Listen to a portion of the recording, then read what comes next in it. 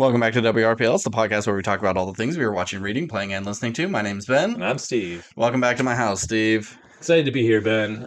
Looking forward to talking about all the things that are in your apartment that would horrify our listeners. This week, big movie. Probably biggest movie of the year. Maybe. We'll see how Dune and Avengers do. You're talking about in terms of box office? Box office, yes. Okay. Maybe it's not the most popular movie or, has the test of time like an Odyssey may. I was going to say, I think like Odyssey is probably like the biggest movie of the year. Yeah. And then this could be the biggest financial one of the year. Sure. Biggest comic book movie, because I don't have the biggest hopes for Avengers Doomsday, but we'll see. Let's roll. We got lots to talk about. So we're in my house. Once again, we got to do digital rolls. It's going. rolls. Digital rolls. Steve, tell me when to stop. Stop. 10. Okay. Nice. Perfectly middle. Very adequate. And then here I go. Stop. 5. Perfectly less than middle. God damn it. Anywho, we regardless of who's gonna start, we got news, we got trailers, we got a whole bunch of stuff. So let's do that first. San Diego Comic-Con rolled into town, and they had a bunch of trailers and things, announcements, things like a new Ghost Rider movie is coming, starring Ryan Gosling. Cool. He's been wanting to play it for a while. I'm happy for him. I don't care. Ghost Rider's not really my thing. Cool looking character, Cool looking character. I find it funny that his wife was in the previous Ghost Rider. That's so weird. I kind of even forgot that they were even married, but that was cool. Stuff I care about or pisses me off. So, first things first, the Batman 2 won't be released until 2028.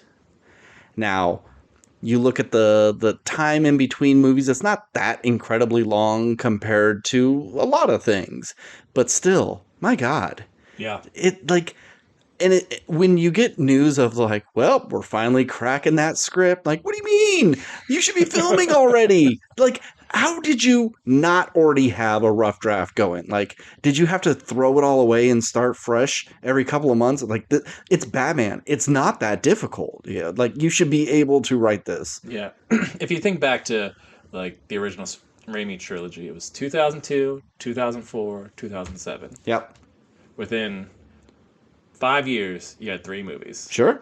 And then if Same with, like, X-Men. It was, like, 2000, 2002, 2005 or 6, something like that. And then, like, even The Dark Knight, where there was, like, a slightly bigger gap, it was still, like, 3-year gap, 4-year gap. And there was that. But at least Nolan cranked out a good movie in between each one. Yeah. What is this jabroni been doing? I love Matt Reeves, but he doesn't make a lot. Like, if you were releasing a new Planet of the Apes movie in between your Batman movies, sweet, awesome. I can wait for that because I'm getting something else that's really good. But you're just making me wait for a Two-Face Victor Zsasz movie? Okay. All right, whatever. Well, I mean, now we're introducing the Clayface movie, so maybe he's gonna make a cameo. No, that'll be exciting. I doubt it, because since Clayface is the same Clayface from Creature Commandos, and that's in James Gunn universe, and like they cannot commit to putting Robert Pattinson's Batman in this one, which just fucking do it. I don't want to deal with this whole who's gonna be who with Batman 7 years from now. It's like they should have pulled the trigger on who's gonna be Batman for this universe already. Same with like Wonder Woman. They should have just already had this shit locked. Just do it. Just give us Pattinson. And that happened 40 years ago. And then you could put a little gray in his hair. And by the time you start filming it, he'll be in his mid 40s. So it'll be fine. But speaking of Clayface, great trailer. Really enjoyed it. It freaked me out, the eyeball stuff. I think seeing some of the effects is really getting me more and more excited for it. I think the effects look good. The trailer really didn't do anything for me, but we'll see. I hope to be proven wrong. And like we said, they had a Avengers Doomsday trailer. Did nothing for me. I I've been hearing a lot of this is a deceptive trailer. They're showing you things way out of order. They're taking a lot of characters out of things. They're making you think Doom is the bad guy from the beginning, but maybe he's one of the good guys that has to do a bad thing. Like I'm hearing a lot of rumors of just like, don't expect to know what you're getting into just from this trailer. So we'll see. We're getting closer and closer every day.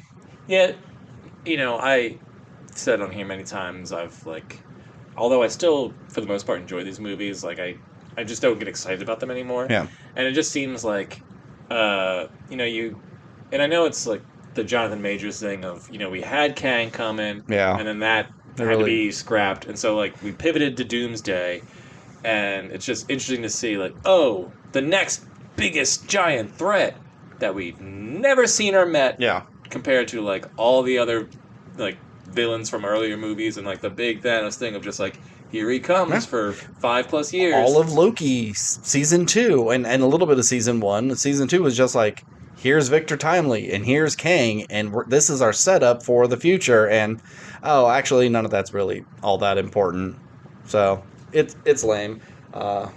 Why'd you have to be a piece of shit? Jonathan Majors, that sucks.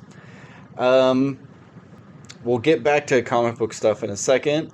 There was a Blade Runner trailer, Blade Runner 2099. When this popped up, I went, oh, this isn't a bad looking AI trailer. And then it's no, this is a real thing. I'm like, oh, this is real? Oh, this looks like shit. I'm not excited for this at all. I like the cast. I like the last movie more or less. Not excited for this. See, I think I'm personally more excited for this than the Clayface thing because, like I said, the Clayface thing didn't do anything for me. But I was okay with it. It looks fake. It looks like a fan-made thing. It doesn't have any sort of directing it. I never looked it up. Okay. No, and it's a show, so they're gonna drag it out. And Blade Runner is already kind of a slow plotting thing. It's gonna be tedious. Maybe it'd be more, Cyberpunk Edge Runners, less Blade Runner 2099. Well, there's that other trailer, Neuromancer. Neuromancer looks cool. That's the one I give a shit about. If I hope they're not too close and they don't spoil each other. But it's that's not until February of next year. So it's I'm not even thinking about it, but definitely looks better. And for the most embarrassing thing shown at San Diego Comic-Con was the Ebenezer trailer. Did you watch this? I did watch the Ebenezer trailer. My. Nobody cares about Johnny Depp anymore. So touting him out with another wacky character from the twisted mind of Johnny Depp. No one cares. And then, do you know who's directing this? I'm going to assume not Tim Burton. No. Ty West. The guy who made the X trilogy. What is he doing? Why is he doing this? This is embarrassing. I feel like the trailer didn't necessarily give a lot of away. It kind of looked like the same story. Hear me out. Let me finish.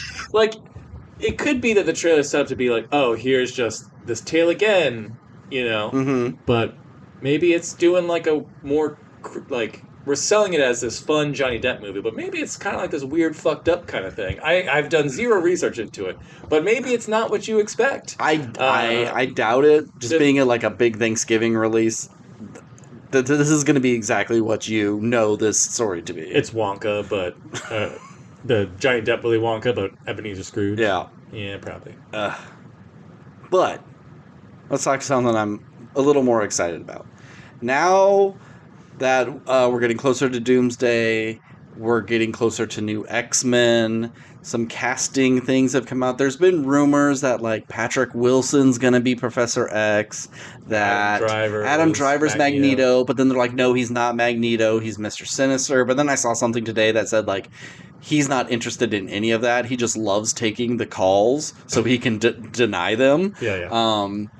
So maybe Jason Isaacs will be Magneto, but it seems like there's only 3 that have been confirm. Besides someone that we'll talk about later. Yeah. Apparently, and this could all be completely false, Samara Weaving is the first one cast as Emma Frost, which I think is perfect. Like, you gotta have, besides, like, beautiful, you gotta have, like, super bitch be able to do that. And Samara Weaving can be, like, really fun and dorky, or she could, like, be just completely evil. She's got a great face.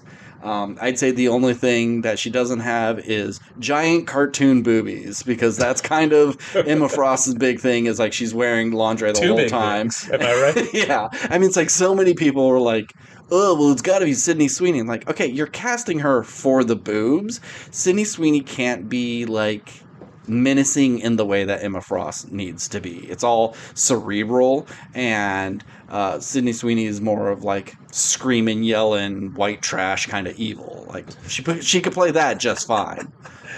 You know, I like X-Men, but X-Men's more your thing. You know it. So you know all the stuff.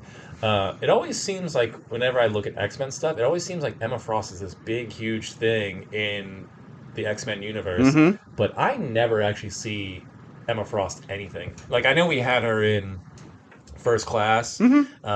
and she was fine, but she was like very. She's January Jones, and that can only get you so far. She has a very small part in that movie, Yeah. so it's like it never felt. It always just seems like, oh, Emma Frost is this big, huge threat or whatever, Yeah. and it's just like I haven't seen She like I've never seen her really in the cartoons. I've never she hasn't ran really across her in gotten the comic book stuff. It's just she's very big in the comic book. She's very, like, she was a bad guy. She was a bit with Magneto. She was part of the Brotherhood of Evil Mutants and Hellfire Club, things like that.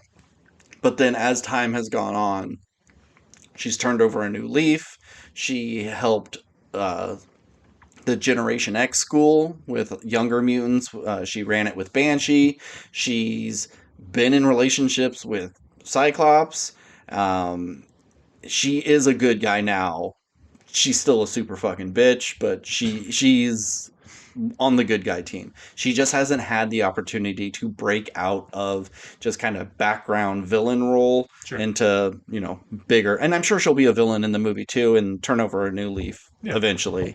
So that's great casting. Love that. The next two I'm not as fond of. We have Charles Melton as Beast. And Charles Melton is he was in May December. He's in the Her Private Hell. He's I don't know what his race is, but he's like iron jaw. He's got a huge jaw, and I think he works in comic books. He has a very superhero-y face, but as Beast, I don't buy it. Beast is a super intellectual, and this guy kind of comes off as, himbo looks maxer, so that'll be interesting. Got it. We'll see. And then the casting I don't love, but I think will probably in the end be fine, is Kaylee Spaney as Rogue. Okay. I really wanted. I like her. I don't like her. Like, I haven't seen her in a ton of stuff, but I didn't like her in Romulus. I didn't like her in Wake Up Dead Man. I don't think she really has the chops, but maybe I just haven't seen her be good in something. I really wanted Katie O'Brien for Rogue, because Rogue does, even though, like, she's super strong, she doesn't have to be bodybuilder, because that's her power. She's strong even whether she looks like it or not. But I think Katie O'Brien, like, had a presence. And then also, what's her name? Odessa Zion? Yeah. Zion, whatever. I thought she had a great look. Yeah, I could see that. And Kaylee Spaney just seems like, I don't know, like a tiny little more Kitty Pryde-esque. Just, she doesn't seem commanding, tough, cocksure. Yeah, well, I mean, I think you could get away with the Odessa, but Katie O'Brien, like, if you're putting her next to Sadie Sink if Sadie Sink is in the X-Men movie, if she shows up, like, is she like if Rogue is one of the teachers? Because she'd be like 20 years older. I know she's not 20 years older than Sadie Sink, but like, no, Sadie Sink is like 23, I think. What I'm saying is, like, Katie O'Brien looks significantly older than her classmates, is what I'm getting at. So, yeah, they can be definitely going for a specific age group. Like, Samara Weaving is definitely older than them because Emma Frost is going to be older than them. But, like, Kaylee Spaney looks like she could be the same age, roughly as Sadie Sink. So. Yep, I can see that. I think they're going with teenagers with attitude. Yeah. Power Ranger style. So we'll see. Did we talk about the rumored Cyclops casting? I don't think so. That, like, for the longest time, it's been, like, Patrick Schwarzenegger, who was Golden Boy on Gen V. Mm-hmm. Great look, good height. I can see it. Just perfect, good guy, Boy Scout face. I mean, some people wanted, from Euphoria, the tall motherfucker. Jacob Elordi. Absolutely not. He's too big. It would not work. I don't like that casting at all. But the rumor is Hoffman's kid. Yeah. Okay. Absolutely not. I like him. I like him as well. It'd be an interesting take on Cyclops for sure. He'd be great as Beast, but, like, that guy would have to get in the gym. Cyclops is, like, the epitome of superhero body, and which is why I think, like, Jacob Elordi isn't, like, a crazy pick. He's too tall. He's way too tall. He's way too big. I mean, compared to everybody else, he's gonna look way too huge. If he's banging all these chicks at the school, he's, like, destroyed. Yeah, he, as a villain, he'd be great. He's got that imposing height. But, Cooper Hoffman, he's a great schlubby dude. I'll probably talk about him a little bit later, but he doesn't have the physique. And he's got to fix his fucking teeth if he's going to be doing this, because he's the perfect normal guy. And that's not Cyclops. Mm-hmm. But we'll see. We'll see as it goes. I'm just very excited for X-Men. X-Men 97 has been killing it this entire season. I love more X-Men. The Tokon game is coming out, and people are liking it. So, yeah, definitely the year of X-Men. All right, let's get to some of our topics. Steve, okay. You rolled the high number of 10, so why don't you go first? All right, I'm just going to knock out 3 of my things. Okay. Real quick. I finished Platonic on Apple TV Season 2. Okay. Starring Seth Rogen and Rose Byrne as 2 friends who always are just getting into hijinks. Seth Rogen's kind of like he works at a brewery, and he's a slacker, and Rose Byrne is married with multiple kids. And have they been friends since they were kids? They've been friends since college, and then they kind of just slipped away from each other's lives. And then in season 1, they kind of like reunite after years of like not really hanging out. I wasn't sure how long their relationship was, because I know the whole thing is like, ooh, you're gonna sleep together, and they're like, no, we're not gonna. And I figured, like, if it's a college age thing, like, then it's still maybe on the table. Whereas if we've been friends since elementary school, that's kind of we've been friends way too long for that to happen. But anywho. And I talked about season 1 on the podcast before. I like season 1. I like season 2. It's a very funny show that I don't think anyone's really talking about, because there's just so many, like, bigger shows, and it is not... It's an Apple show, right? It's an Apple show. It's half-hour comedy, but it's not, like... there's no, like, special episodes. There's not, like, any big concepts, really. It's just a simple show about 2 friends, and then how their how their like codependency kind of like they take turns kind of like ruining each other's lives. Okay. And I really enjoy this show, and I think people should watch it if you like comedy, because Seth Rogen is being Seth Rogen, but it's just a nice, fun show that makes me laugh. It's not as heartwarming as like a Ted Lasso. It's not as artsy as The Studio. It's just simple. Okay. Which may not sell it for you really, but if you just like character interactions and jokes and stuff, it's all there. It's like Judd Apatow stuff, but not like as unnecessarily like bloated or anything. Okay. If I have one thing, I kind of wish it hit some more emotional notes better, but just a good time. So Platonic. Okay. Season 2. All right. I think it's getting one more season. I don't need another season after Yeah. this. I don't think this concept really needs to drag on for a bunch more seasons. Sure.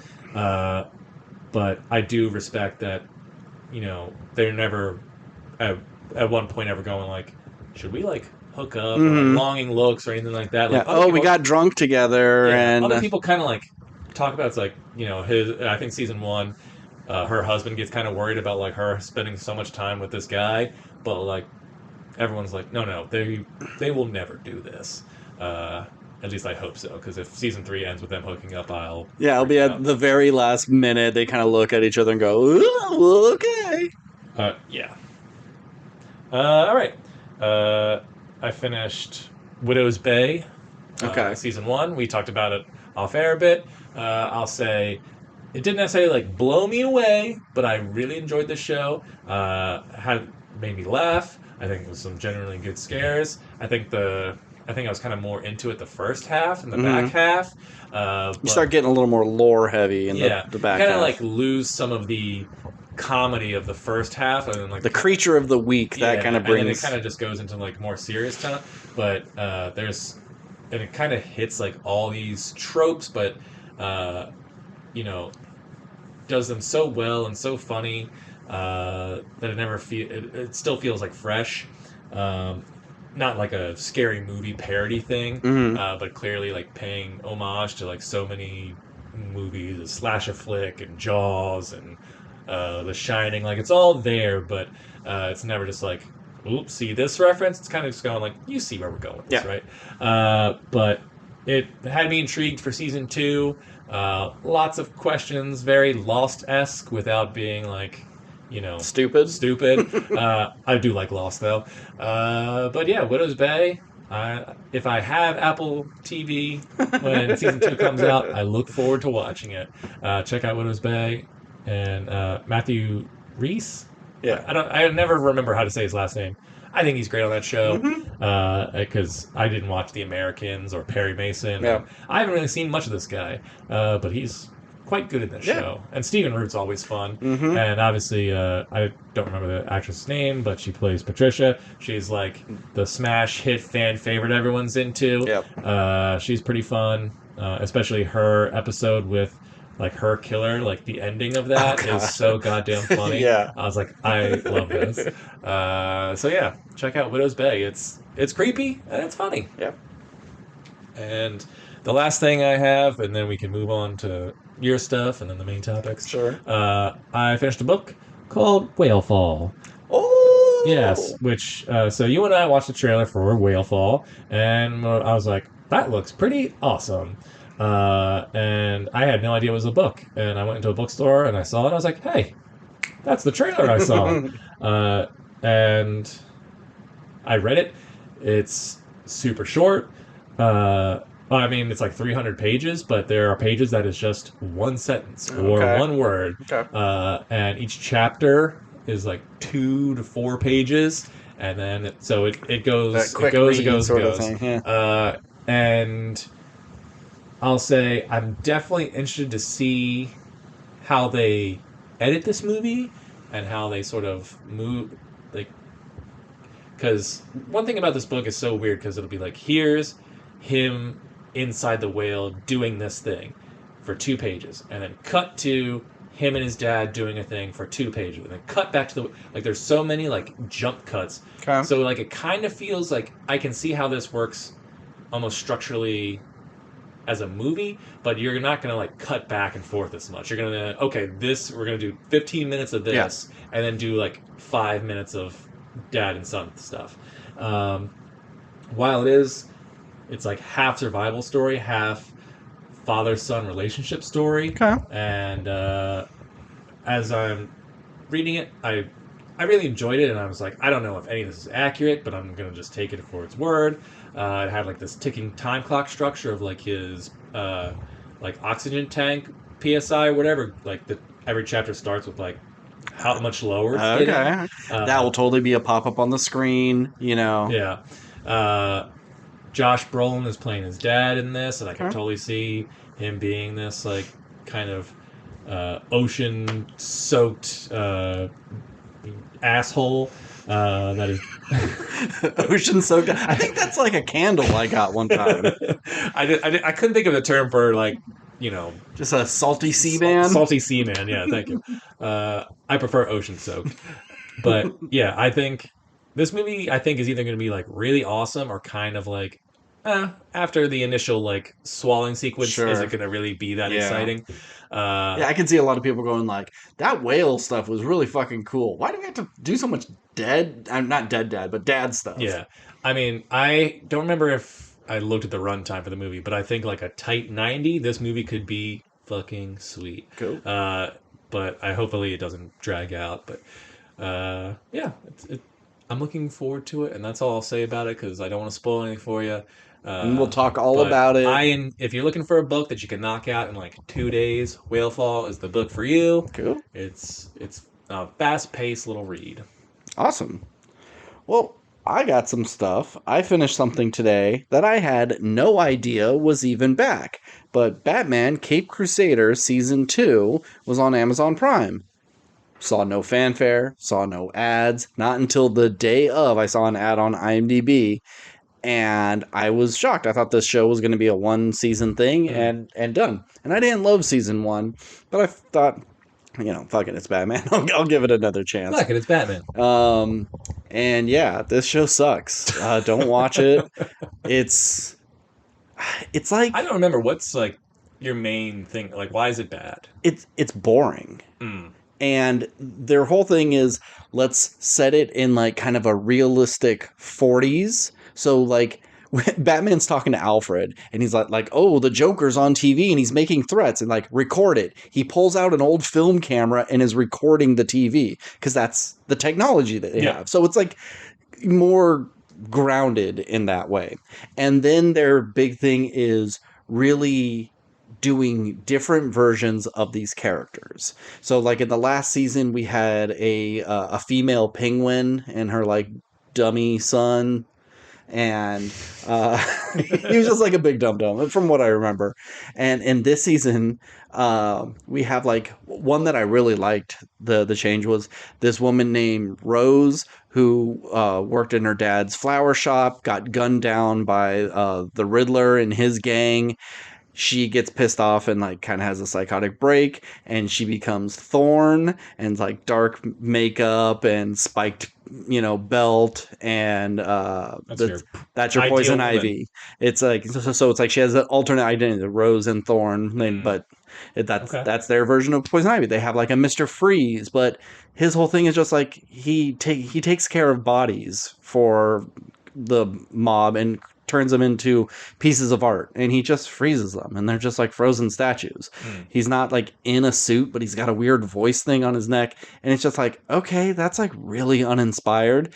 They have the Mad Hatter. They do a gender swap on that one. Her name is Hattie Tesh. Maddie Hattie. No, it's Hattie Tesh, and she's just like a gossip TV show host. And I think that works.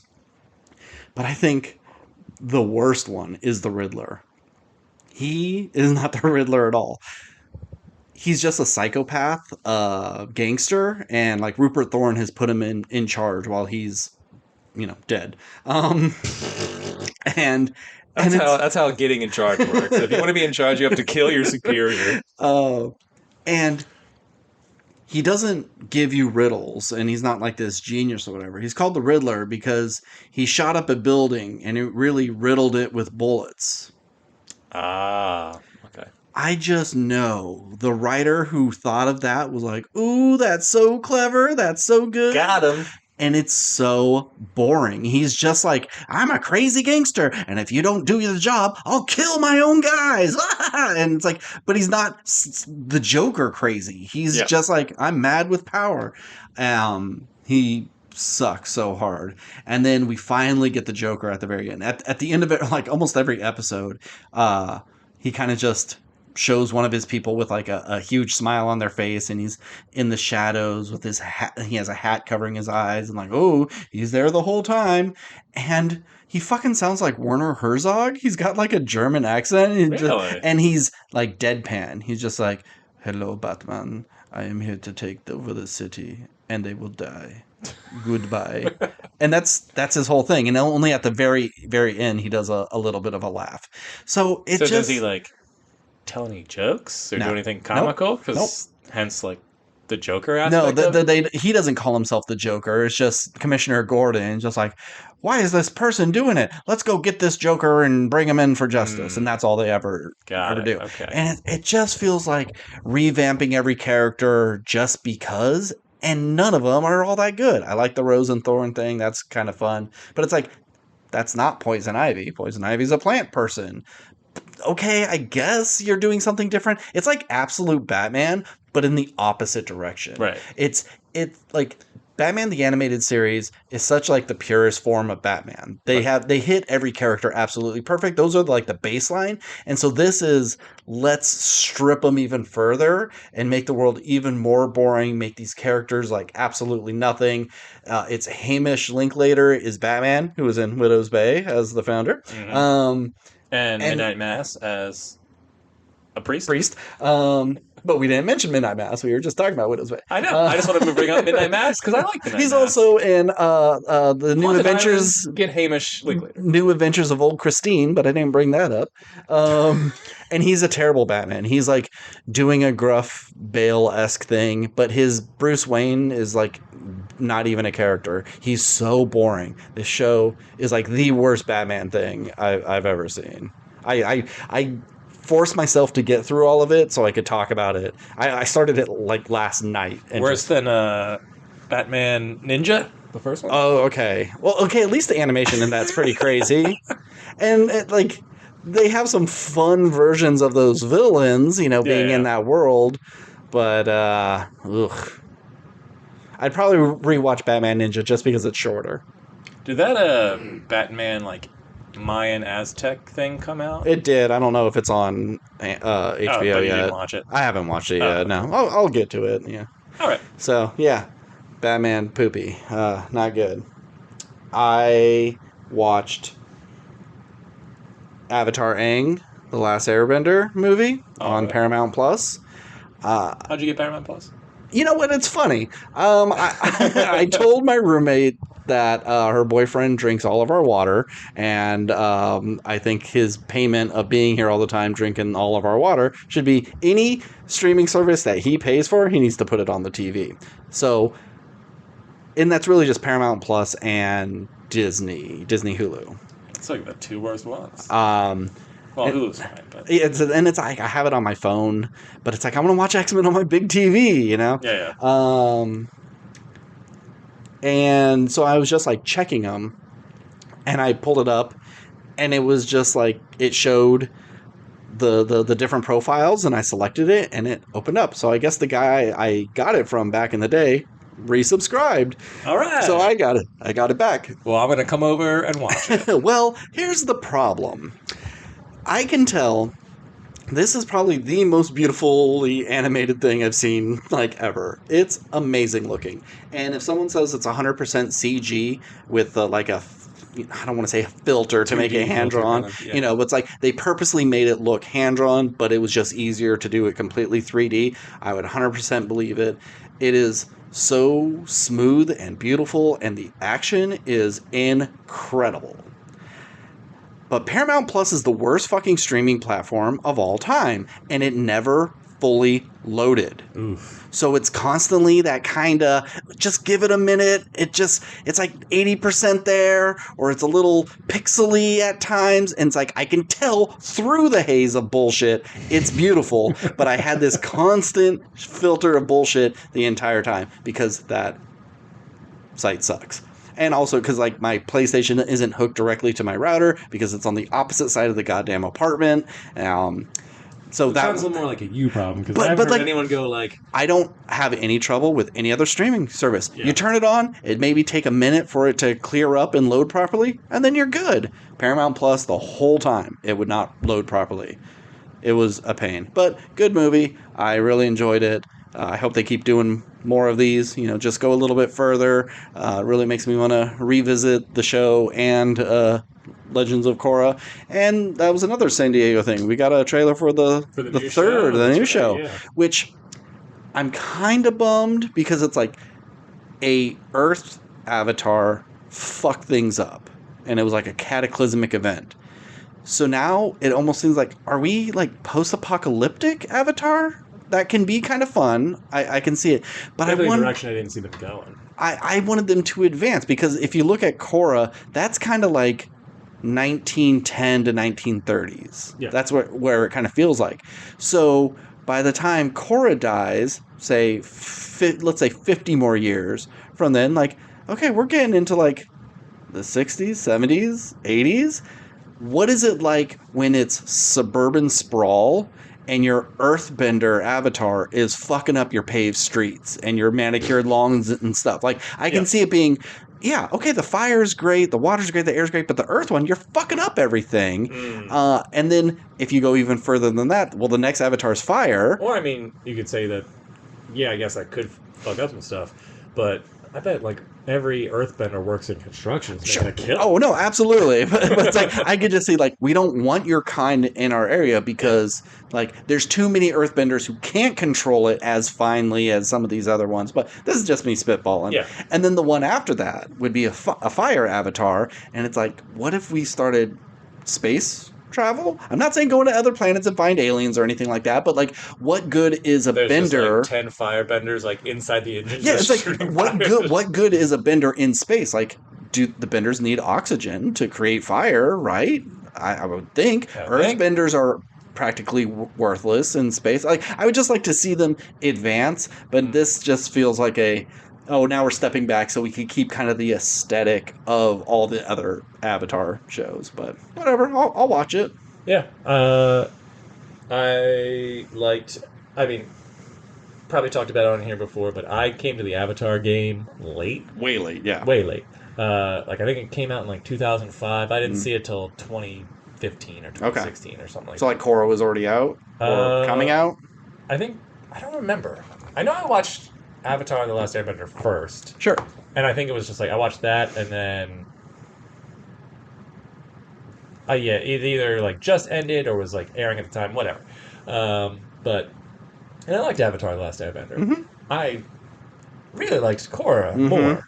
And everyone thinks that's a crazy take. I don't think it's that crazy of a take. I think Airbender the quality is pretty consistent through the entire thing, and it's, I'd say, a little more emotional. And Korra has the highest highs of action and good animation, but it has some not great. Like season 2 is not very good. Parts of season 4 is not very good. But like season 1 and 3 are really strong. Yeah. Well, I get the arguments for both. I don't care if you like the first season more, or if you don't love the first series. And you don't really care for the second. I just think there's a lot of great stuff that people are like tossing aside for Korra, where I think that show's pretty great. Either way, I'll watch the new series, and I really want to see this movie because everyone's talking about it, but I can't fucking see it because I don't have Paramount Plus. Yeah.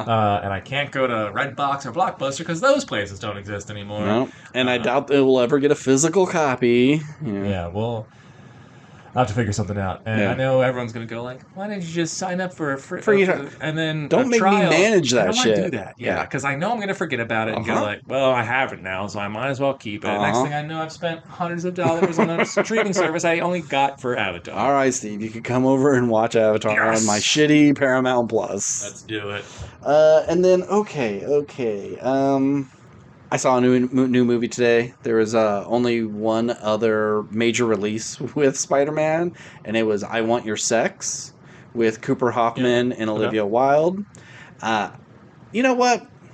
This movie was fine. I don't think it hits its message very well because, basic story, Olivia Wilde, very famous artist, and she hires a bunch of interns to kind of make her art for her. Cooper Hoffman is, struggling, not a struggling artist, but he wants to work for her really bad. Almost instantly, she's like, hey, let's fuck. I think you're cute.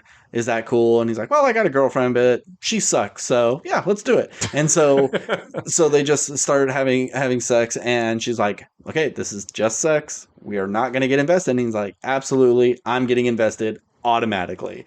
And so he's like this dopey dipshit that's like completely, yeah, he's going to fall for her, but like from the jump, that was the rule. And it's not like she was really falling for him. Yeah, of course she kind of does towards the end, yada yada.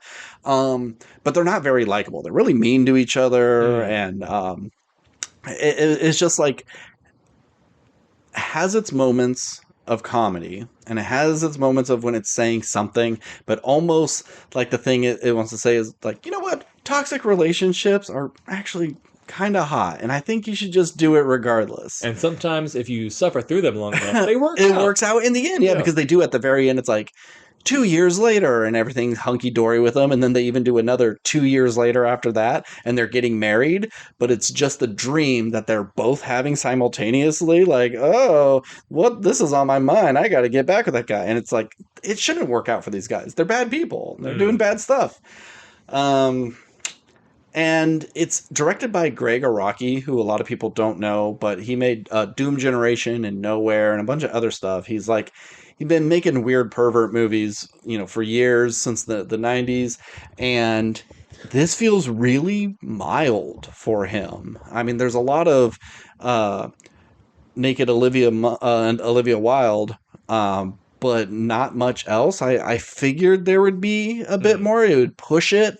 I remember watching Doom Generation, which has Rose McGowan in it and Robert Duvall's son. And this was like late 90s.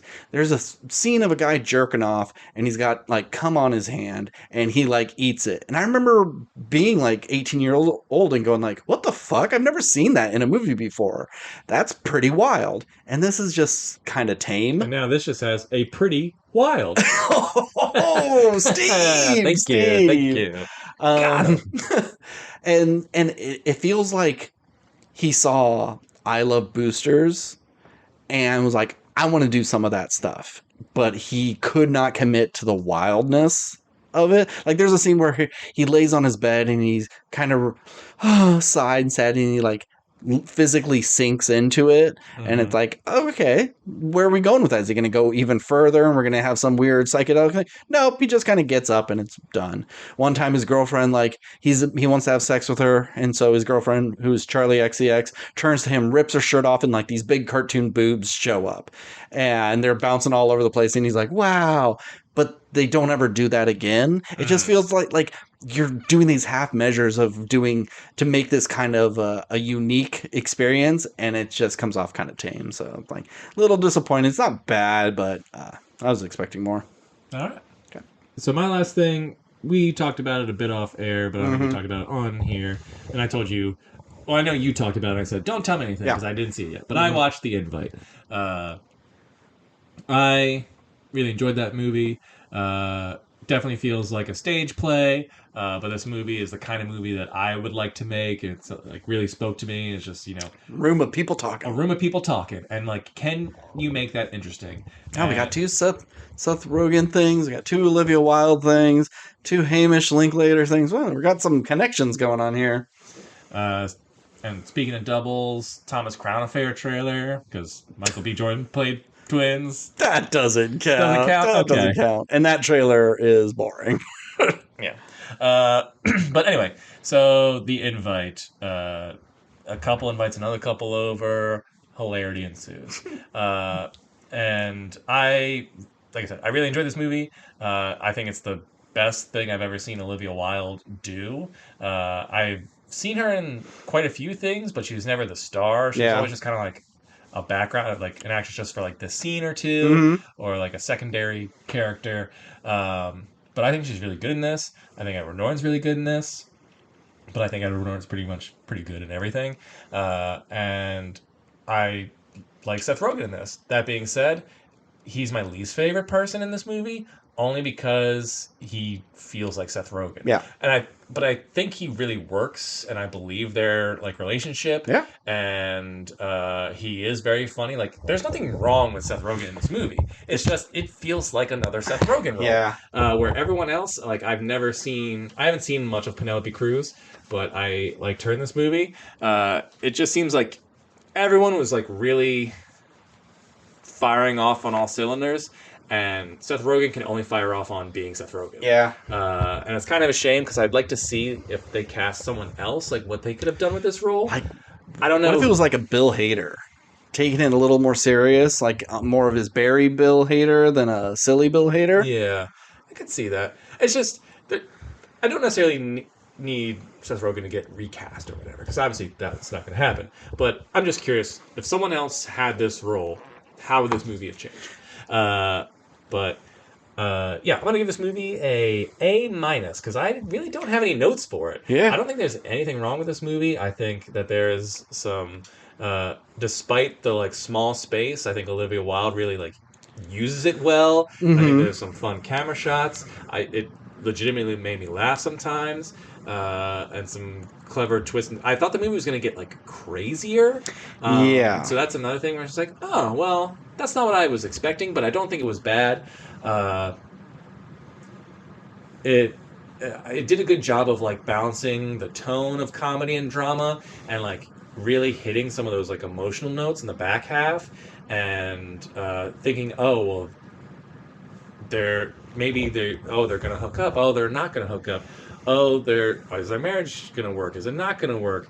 Or, as they're describing, Edward Norton and Penelope Cruz describing some of their like sexual exploits, is like, oh well, like are they? Like the whole time, like they're gonna be murderers or something. Like there's got to be like some other layer, or like there's gonna be another knock on the door, and then there's secret cameo of another couple is coming in. Sure, or the daughter comes home and catches them all inside each other. something else was gonna happen. Yeah, but I really liked the ending, and it was somewhat ambiguous, but I don't know why. I mean, there's a great shot of them at the end, like in this like kind of picture frame-esque shot, but I don't know how she fucking did it. But there's a shot where he's playing the piano, and all it is her hand coming into frame, and I was like, that's a great fucking shot. And I don't know. It just really worked for me. I think I could see this being Olivia Wilde's best movie she's done so far, but I'm a big fan of Booksmart. Yeah. I don't think I could see some like Oscar talk, but it's going to be that Oscar talk that like if anything gets nominated, they're not going to win anything. Yeah. But we need someone to round out things. Yeah. I could see an adapted screenplay because it's been like remade in like 8 different countries. Sure.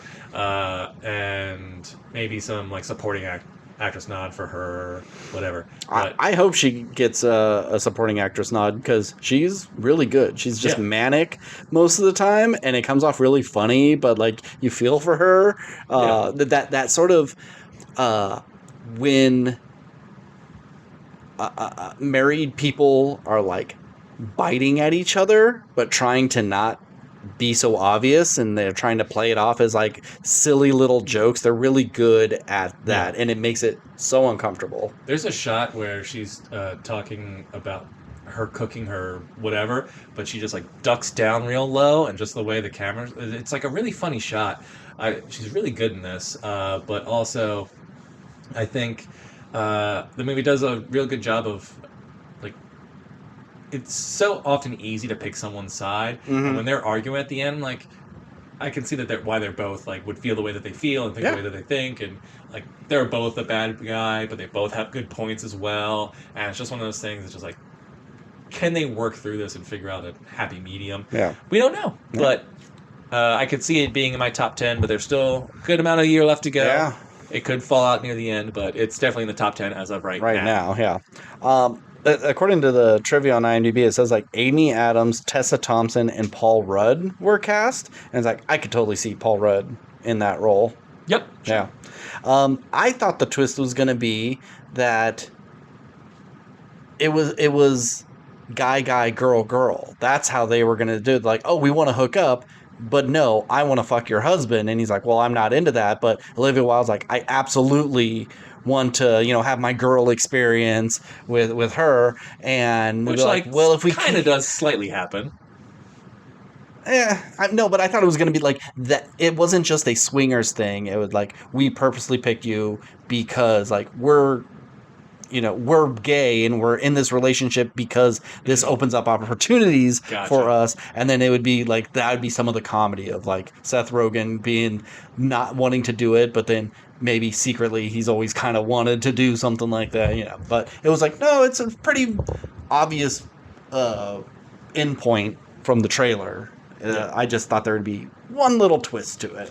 I did like the reveal that Edward Norton's been looking at his wife naked for some time. And then he's just like, how could you fucking do this to me? You're all pieces of shit. And then the second Penelope Cruz is like, well, I do plan on having sex with you. He's like, cool. Okay. I do like that he pretty much like had to double check like 5 times. Yeah, they're like, are you into me? I'm at So you. he's going to go with her, and then you're going to go with me. You want me. Us two and you two. And just to be sure, I'm part of this. Yeah. Yeah, I'm looking back on my thing, and I gave this movie an A. Yeah. So A minus. Good shit. Okay, my last thing before we get to our main topic. I finished 007 Dying Light. Oh, good job. Yeah.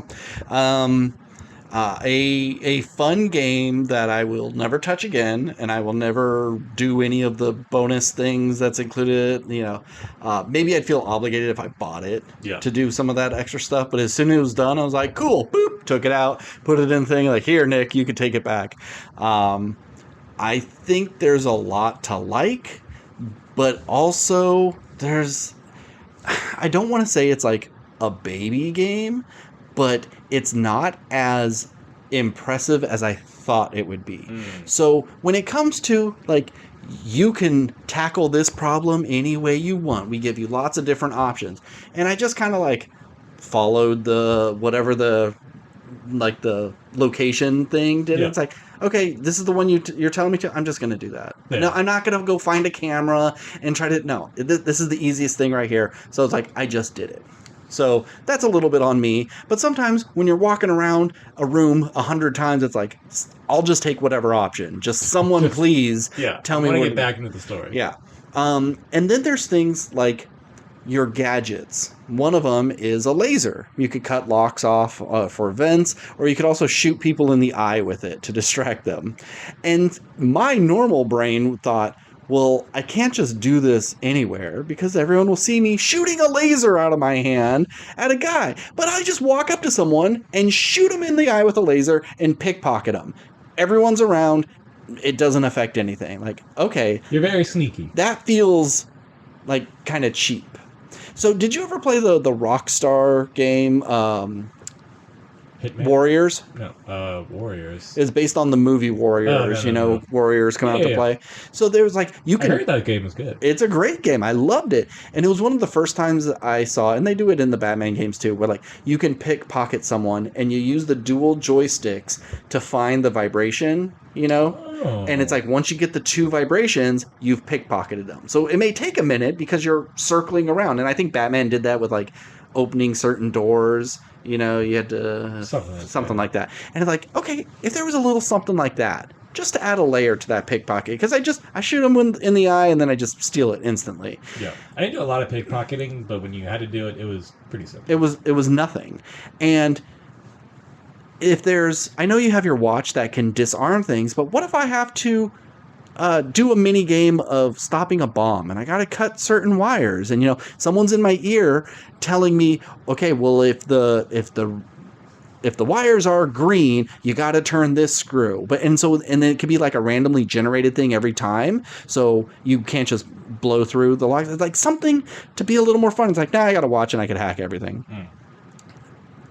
Another thing I'm not happy about: the game doesn't really tell you certain things you can do. And I knew I should have watched a video before I did it, because I love watching a video of everything you should know before playing this game. And okay, someone throws a flash grenade at me. I didn't know I could shoot it out of the air. Did you know you could shoot them out of the air? You can blow them up before they get to you. You just freeze, slow down time, aim at it, blow it out of the air. Didn't know you could do that. You know what you could also do? When it lands, use your watch or phone or whatever and disarm it. Like it's any other tech thing. You could just disarm a flash grenade. Would have loved to know that. Got hit with those plenty of times. That's like, I shouldn't have to discover that in the game. Okay. Figure out a way to tell me, even if it's just someone in my ear going like, I think you could disarm those, Bond, whatever. I don't think I talked to you about this. One of my big issues was you sneak up behind a guy, you knock him out. His body's on the ground. I can't pick him up and stuff him in a locker. Right. I can't hide him behind anything. So when the patrol comes around, I'm spotted. They send the alarms. A bunch of guys rush me. So it's like, well, what's the point of knocking these guys out? Well, you can grab people and throw them over edges, right? So, but if they're not by an edge, you can run with them. Did you know you could run with guys? Well, it was part of the training. I don't remember running with anybody. Well, it's like you grab them and then the game forces you to do that move. Okay, then you do it once. Yeah, you do. Okay, so you do it once, and then any other time it comes to grabbing and throwing people, you're kind of by a ledge or by a railing. But like, you can stealth grab guys, run them into a back room somewhere, knock them out there, and then the patrols don't find them. Like, that would have been nice to know, because I was just stealth knocking everybody out each time. So there's just like little things like that I would have loved to know, and that the game just kind of felt like, figure out the dumb fucking way of how to get into this room. It's going to be something with your watch. Turn on your Q lens and look for the thing that's a different color and then activate it. And so much of it was, hey, I need to get inside my mini fridge. Go get the key. Okay. Make that guy sick. Make that guy sick. Walk into a room. Get the key. Walk back. Like, this is... It almost kind of felt like a baby's game at time. Then you turn around and it's a gunfight scene, and I just get laid out in 3 seconds. And like, I'm constantly just running because it was better than like taking cover. It seemed like no matter where I took cover, someone was getting me. So the difficulty was swinging wildly. Yeah, it's one of those things where, because I think we talked off air before about it, where when it came to like gunfights, I really liked that it pretty much like auto locked onto a thing. Mm-hmm. So I felt badass because I was like instantly shooting a guy. I didn't have to like go look down a sight or like have to, get the reticle like on the person. It was just kind of like, oh, I go to aim, it's already on the guy, pop, pop, pop, and, like headshots were the easiest thing in the world in this game to me. And I like that the game kind of goes like, well, you are a super spy, so Sure. you should be good at these things, Sure. where it shouldn't be that difficult to pickpocket somebody. So like in that regard, like I kind of think it makes sense from a character standpoint, Mm-hmm. from a gameplay standpoint. Like, yes, it does make it easy, but then that does sort of make me feel more like James Bond, where these things do come easy to me, Mm-hmm. where I don't have to play a mini game every time I do a thing. And just like, oh, you shoot a guy and the gun goes in the air, and then kind of like you don't even have to really do anything. You just kind of catch automatically it. catch it. Is the coolest, funnest thing. Yeah. So like, there's a lot I think to like about this game. Sure. I get what you're saying, and it does. There are times where you're doing so much like walking around, or it's like I kind of want to get to the next fight or the next gunfight, like the big gala like episode, and then there's the stuff in the jungle resort. Sure. The which, shipping like, yard. Visually, like I think looks great, and like amazing that they can have that many characters on screen and they all have original dialogue. But there's like, hey, you could go spy on this one person, and like I feel like, even though I don't necessarily want this, everybody has so many unique dialogue things that it feels like you should be listening to everybody, not stopping and listening to the conversation, but you would hear key words and then you have to spy on them. But it just goes, hey, post up right there and you'll spy on them. Mm-hmm. Now you got some more information, and just hold your hand. But then when it comes to some of the mechanics, it's like, figure it out on your own. But had fun. I like the story. I was into the story. I liked all the action in the game. The ending where you get in the car, one of the most satisfying things I've played in a game. Because the whole game... The chase at the end? No. So there's a And the game kind of Oh, teases and you with the shoot the guys, Yeah. and you're just going in the circle. I was like cackling, laughing. I was just like, I had unlimited ammo and missiles as I'm shooting and blowing all these guys up. I was doing like burnouts. It was just so much fun. So was I, but like there was a bunch of guys that just would not get hit, and I had to like stop and aim at them properly. I was doing the exact same thing as you. Yeah, but I'm better at it. But I did like that level of like using all of Q's gadgets to fuck with guys. Mhm. I thought that was really fun. But yeah, it's less than I thought it would be, but I'm glad it's not too much more because then it gets into Hitman territory, and I just don't like those games. I didn't. I did like the combat. I think the hand to hand, like I didn't mind when guys came after me because I got pretty good with the combat. Yeah, hand to hand combat's fun in that game too. Yeah, and the tech, like, oh, here's a smoke bomb, here's a shock wave, here's a thing that kind of like knocks people out. Like I didn't use any of that shit. I used laser, missile, sick. That's it. And my fists. Yeah. Last thing, and then we'll move on. You talked about you're not going to do any of the side stuff. Like you have Gemma Chan in this game as like the inventor of this, like, what the X-Men get into? The Danger Room? The Danger Room, yeah. You have her as like a creator of a Danger Room-esque thing where you go in and you just fight whatever. And it's just like a challenge thing to like, I guess, get unlockables or whatever. Yeah. And it just seems like, oh, wasted Gemma Chan. Unless you're like, okay, we're going to cast her for this, and then we'll use her in the sequel. Because like I did it once just to see like what it was and then like I never talked to her again. I never did any of that stuff. It's just like, why'd you have her in here? This is a waste of her. Why is Lenny Kravitz in this for nothing? I forgot. He's barely even like. Why bother? If he was the main villain, I'd be like, okay, that could be interesting. But it's like, no, he's just in this one scene. Yeah. But okay. All right, main topic. Let's do it. All right, Spider-Man: Brand New Day, directed by Destin Daniel Cretton, who did Shang-Chi. He did Wonder Man, which R.I.P. No Wonder Man season 2. That's a shame. I never finished Wonder Man, so. Well, you know, I just need you to watch one episode. Watch the one episode of called Doorman. It's just a fun, standalone, good episode that I think you would like. Yeah, our 4th Tom Holland Spider-Man. This will make it, 9 Spider-Man live action, 11 if you count the Spider-Verse ones, and even more if you count the Sony spin-off ones, which nobody does. The Sony spin-off ones. Morbius and Kraven and Madam Web. Yeah. Sure. Yeah.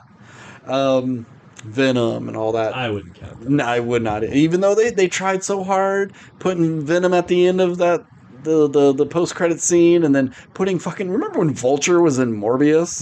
Yeah, they were gonna walk that shit back. Like if they need Vulture in these new ones, they're not gonna even talk about how he got back. But anywho, regardless, this is the latest Marvel thing, our last movie before Doomsday. I think we get Vision Quest TV show before we get to Doomsday, but that may be the last of.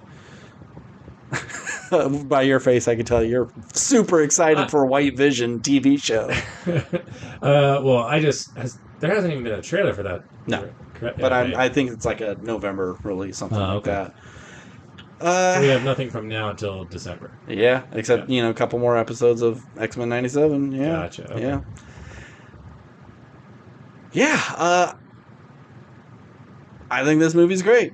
I had a lot of fun with it. It's probably the best of the Tom Holland ones. I'm surprised how much stuff is in this and how full and how messy this could have been. It's not perfectly streamlined. It's a little messy, but for how much is going on, they handle it really well. And the thing I like the most about this movie is it truly feels like a comic book. You pick up a random issue of Spider-Man, and for some reason, the Punisher is there. Mm-hmm. And also, the Hulk. Why is that there? Like, that just happens in comics. Mr. Fantastic will show up and go, hey, Spidey, I invented this thing. Why don't you go do it? And then he fucks off, and Spider-Man continues with his day. And at the end of the arc, some aliens show up. It's just the nature of comics. So this truly felt like that because there's no good reason that the Punisher is in this. Why is it not Daredevil? Why does it have to be the Hulk? You know, it could have been anything. So I am very happy that it's taken 20 years, but we're really getting into the feel of a comic book being adapted. I also enjoyed this movie. I think I would put it at number 2. Okay. I think Behind what? behind Far From No Way Home with Garfield and Maguire. Oh, okay. Like, I just think like that movie felt like an experience where this just felt like Sure. a movie. But I think as a Spider-Man film, this one is better. This is a much better made movie. It actually is, filmed on locations, because that's the problem with No Way Home. It was a COVID movie, so everything's on a green screen. Nobody's in the same room with each other. Everybody's just compiled, and he's got that fuck ass Tony Stark suit with the limbs and stuff. Like, it's just, you can tell there's so much gloss on everything, where this is a real street and real people talking to each other, and it's shot like a real movie, not cobbled together to make a Spider-Man movie. Now, it's been a minute since I've watched any of the other Tom Holland movies because I don't rewatch these, but I would say, like, I think this movie does have a lot of really great shots, but it also, I always felt like, oh, this is a set and this is just a big, like, anytime there's so many cool shots where he's just like laying down on a pillar while the city is in the distance. But I don't think those shots look great, but they're good shots. Oh. And this is the most realistic of the Spider-Mans, I think, since the first Tobey Maguire one. And I'm really curious how much or if any of this movie was shot in New York. No, I think it was like Quebec, Canada. Yeah. It's other countries for sure, but it's because it's cheaper. And well, sure. I understand. It just seems like for a Spider-Man movie where he's so centrally I'm the New York superhero. Yeah. And New York kind of always being, quote unquote, a character in his story, and so much about how much the people of New York love him, and then you don't do anything in fucking New York. It's crazy. It never felt like it wasn't New York. No, I agree. So I'm just saying it's weird to just CGI of New York versus just shooting in New York. But they did do real on location stuff, and I think you can really feel it, especially since he is wearing a normal suit. He is the best suit now. I think. I kind of hate this suit. Really? I'm happy he's in a physical suit. I love that. But there's something about the mask over his head, you can see his ears, and the way his chin doesn't feel as strong with it. I don't want a CG one, but I wouldn't mind if it had a fake skull cap on the inside to give him a better shape, because it did just look like a guy with a mask on. And there was something about how the webbing came around his neck. It seemed really busy. I don't like the spider emblem on the front or the back. There's just a lot of design choices I did not like. And then when you have the high-tech goggles on the physical suit, I felt that was kind of weird. It was just an all-right suit. It's better than, say, Andrew Garfield's first one. That was really dark and wet and just kind of evil. It's definitely better than that. But I don't think we're ever going to get better than Amazing Spider-Man 2 suit. That was that suit's great. That is the most perfect suit in the most dog shit movie. It's a real shame. Yeah, I mean, but I'm just not. I don't love this suit. Oh, that's interesting. I really like this suit just from I think. This movie, even though it's not dark by any means, but it just kind of seems I don't know if it's the tone or just quite a bit shooting at night or dusk or whatever, but it just seems dark. But every time that suit was on screen, it just felt like it irradiated like color and light. Yeah, the blues would shine. You can see felt it. like very comic book accurate. The ears thing, like all your like complaints or like nitpicks or whatever. Yeah, definitely nitpicks. I didn't feel or notice those. I mean, I saw his ear, but like all that other stuff, I think he just looked like Spider-Man to me. He looks like Spider-Man, but I like that you could like see into his eye from time to time. Yeah. And I think like having the the electric eyes just makes sense from like it helps emote from a character. For sure. Yeah. Because he spends so much time in his outfit. So much time. He's in his costume the entire movie practically. Great. It's amazing. Fantastic. So good. But anyway, so I think suit looks great. I agree that it feels comic booky. I think the MCU has always felt comic booky because you're always kind of introducing other characters and like there's so little like here's a character by themselves in this movie. They're from the beginning. You're kind of always getting that, but it always felt like they're going, "Hey, look who just showed up." Your favorite guy from that other thing. Like, it was always a wink, wink. Look who we got for this. Instead of just kind of feeling natural and lived in. Like, Spider-Man and Punisher have never interacted before. We've never seen it. But they have a good banner and like a backstory that we don't see that I think it feels really lived in. Whereas I think if you go in the past, it would be the Punisher walks up in this dynamic shot and the music swells and it's like, wait for applause, everybody's cheering. And it like, I didn't feel like that. It just felt like, yeah, these are just characters in this world. And if they show up, they show up, you know? Sure. I think after, Punisher last killed Bernthal's like, we've set up this whole backstory. Like now we need to do like a one-off that'll like, we'll show that. I don't care if they ever. No, I don't need that. But it made me think like, well, if you're gonna make them friends and that he owes him one, you should have had him show up in his little special, and that be the thing. That'd be the thing, yeah. Here's the thing, and maybe you kind of go, well, it's not the story we want to tell, and we kind of already do that with Daredevil and Punisher, but here's a character who like kills anybody. Horribly. And then here's a guy who saves everyone regardless of whatever.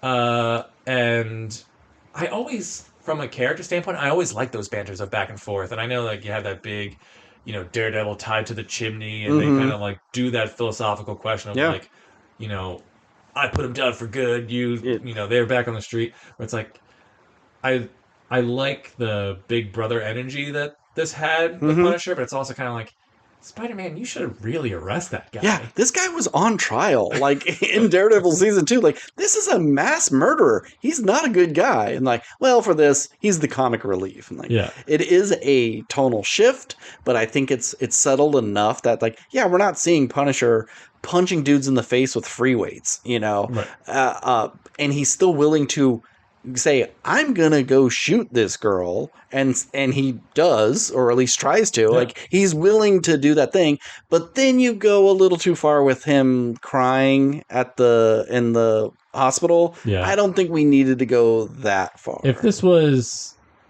more, if you gave Frank a little bit more character work, where it's like, because he had in this version of the show, and like that came out of the Punisher show, like he had a son and a daughter, right? Yes. So if there was like something where like this kid really reminds me of my son, or like he shoots him, and then like Frank is in the hospital bed and he looks down and he sees his son versus seeing Spider-Man or whatever, where it's just like you kind of go like, okay, I can get why he might cry at that, because he's like, also he feels bad just for like not only killing an innocent, or like almost killing an innocent, but killing one of the best innocents there is. Like, all the other Avengers and stuff, they kill people. Spider-Man doesn't. No. At least not yet. But I do think we could have, like, in the comics, the Punisher is absolutely crazy. He never gets over his shit, and he just keeps going. This, we can say, all right, Frank, it's been 20 years since everybody died. Maybe you can get over it. A little bit, like working with Daredevil and Karen and stuff, like he's maybe come to terms And so he is a little lighter and a little nicer and like, okay. He's still the Grinch. It's just his heart didn't grow 3 sizes. It Yeah. just grew like half a size. Yeah. So it's like, okay, that's fine. You can't do it in a PG-13 movie of him putting holes in people. Uh, let's talk about some of the other people Sure. who are in this. I think it's time we kill the Hulk. I think it's time to put him down. He is a liability. Mm-hmm. No matter what he does, like Scarlet Witch was able to get a hold of him, and he's like, "Oh, I use science and technology, and now I'm Hulk Banner at the same time." Okay, maybe that's not enough. We got to use technology to suppress this. Okay, your science is not doing it. If you can't science the Hulk out of you permanently, sorry, Mr. Banner, you got to be put down because he is always someone's taking control of him and using him as a weapon, Right. and he's too much of a liability. Now, Put him down. You always see that thing of like, he says it in the Avengers, I think, where he's like, I tried to put a bullet in my mouth, but the other big guy spit it out. The big guy spit it out. So like, if he's wearing the suppressor and Punisher's just like, no problem, bud.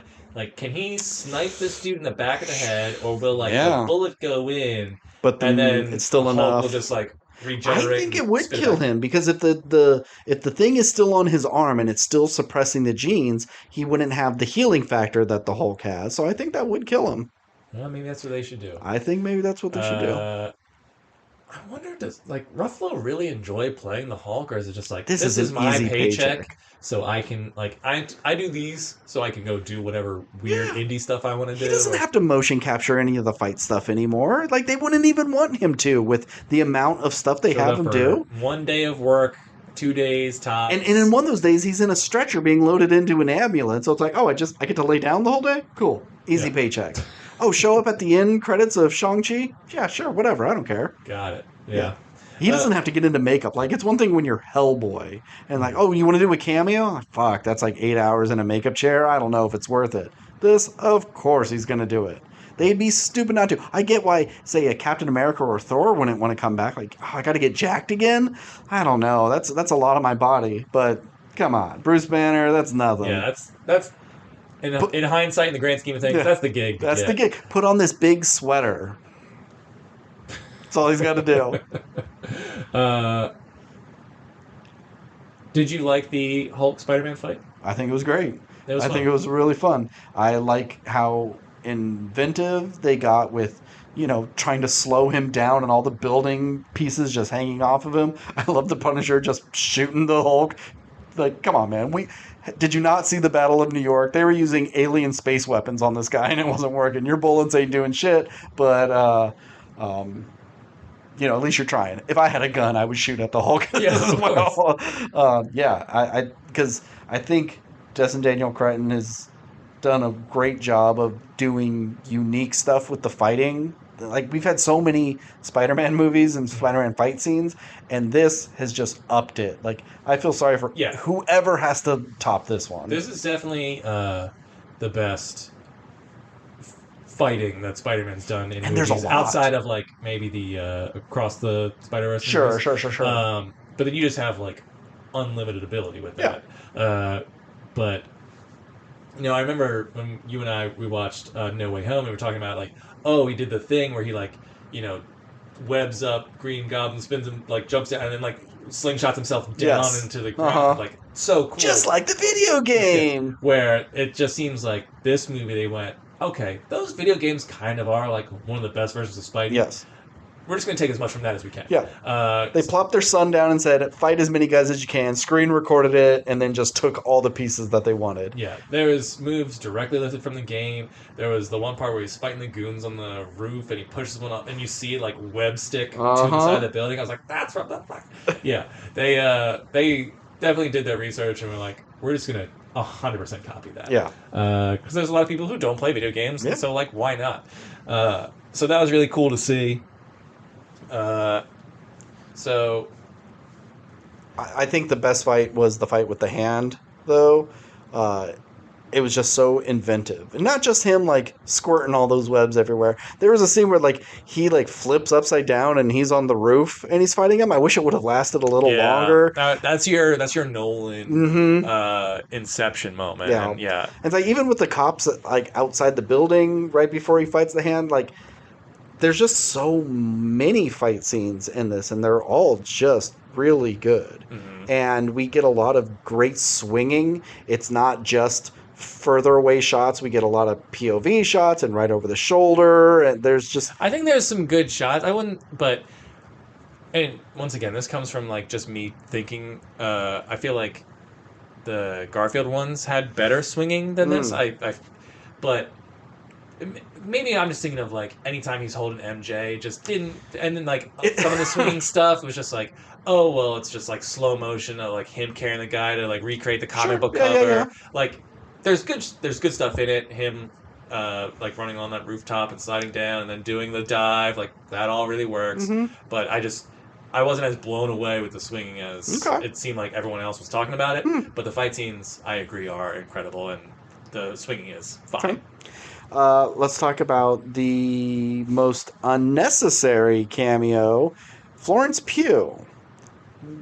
We didn't need this. Or we didn't need to do it where they did it. Why? Did Tom Holland say, hey, there's not enough shirtless me scenes, and I worked hard on this body? Can we put something in a bathhouse? It was weird because it just also felt like you're waiting for her to stand up naked and embarrass him or something. Like, I could understand, oh, come with me. She gets out of the pool. She's doing it all in a towel, goes in to an office, and like, he's awkward because she's in a towel or whatever. But it just seemed weird that to do it in a bathhouse. I did not like this scene. If you want to be, like, stereotypical with it, like, oh, she's a Russian spy or whatever. She's used to using... go and use the Russian bathhouse. Sure. And, it led to a kind of funny scene, and it feels like, oh, well, that's another thing from the video games. Like, one of your suits is just, like, you in boxers and the mask, and it's just an excuse to... But sure. Also, and, like, maybe it's just, like, an eye candy thing of just, like... But they didn't even get titillating with her. Like, I thought... No, I'm not talking about her. I'm talking about him. Oh, with him. Okay, okay. Because all these superhero... obviously, movies have been objectifying women for... Since the dawn of movies. Mm-hmm. But then since the 80s came along, and then you had, like, Schwarzenegger and Stallone, they were all muscled out. And then now the superhero genre came in, and they all have to have shirtless scenes. Like, every single superhero movie has, like, buff, shirtless dudes. Yep. It gets the ladies going. So you have to have this scene in there. And with Yelena... Every Tom Holland movie, I think, has it. Yes, but it's like, look at him in Spider-Man Homecoming when he's, like, changing with Ned, and it's like, yeah, he's buff, but he's also a younger guy.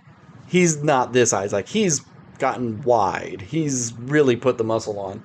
But with Yelena's character, she would be someone that would crack a joke about, like, oh, I didn't think you had all that under there. I was expecting to get some more sexy banter, her hitting on him. See, here's what I want to talk about, is I think this movie theoretically sets some things up, but also it's kind of just like, I wish they leaned into it more. Okay. Because we've had all these Spider-Man movies, and it's just like, well, Tobey Maguire and Kirsten Dunst date, and he only likes MJ. Mm-hmm. And then the Andrew Garfield one comes along, and they're like, oh, Andrew Garfield and Emma Stone, they date, they really like each other, they're charming together. He only cares about Gwen. Mm-hmm. And then she dies in the second one, and then we don't get to see a third one, so it doesn't matter. And then this one, it's like, oh, Tom Holland and Zendaya really like each other. They got married in real life. Mm-hmm. And everyone's so, like, socially invested in their relationship, he can only really like MJ. Yeah. But this movie, you have Yelena, which I could see him, like, in the comics, like, Spider-Man's kind of a dog. Like, mm-hmm. Oh, yeah. My guy... He did Kitty Pryde. My guy gets around. And I know it's like 75 plus years of comic books, so you kind of just, like, give them different relationships or whatever. Him and Daredevil, huge sluts. Yeah. So it's just like, okay, so you're setting him up with Yelena. Now him and Jean Grey have... And not that I necessarily feel like... There's no Jean Grey in here.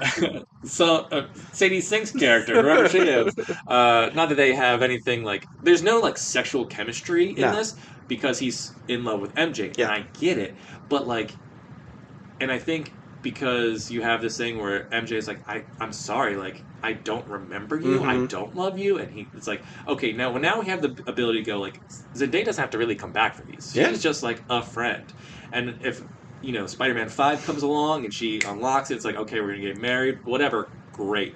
But like, if we do 2 more Tom Holland movies as Spider-Man, this guy needs to start smashing. And I don't even mean that in like, I just want to see attractive women. It's just like, let's see that version of Spidey where it's like, okay, like I can't have the woman I love, so I might as well just like have fun with like all these beautiful women who also happen to be superheroes. And if the next movie, assuming there is one, like introduces Black Cat or whoever, like or Gwen Stacy, you have infinite potential for Spider-Man to kind of like, I have my pick of the black kitty litter. Whatever. So I'm just saying, like, let Spider-Man fuck. Let him. Yeah, I think Black Cat would be a good one for him to be like, hey, I'm over MJ. I realize even if she gets some of her memories back, how at the end she's crying and Ned remembers a little bit. Like, even if there's some, doesn't necessarily mean they have to start dating, because she does have her boyfriend, even though they set it up so obviously, like, ugh, my boyfriend is like saying I'm so withholding, and like, oh, so we could shove that guy aside whenever we need to. But like, you get him to start dating Black Cat, and like she can keep up with him. But then when MJ starts remembering him, now he's like, fuck, dude, I feel kind of obligated to go back to her.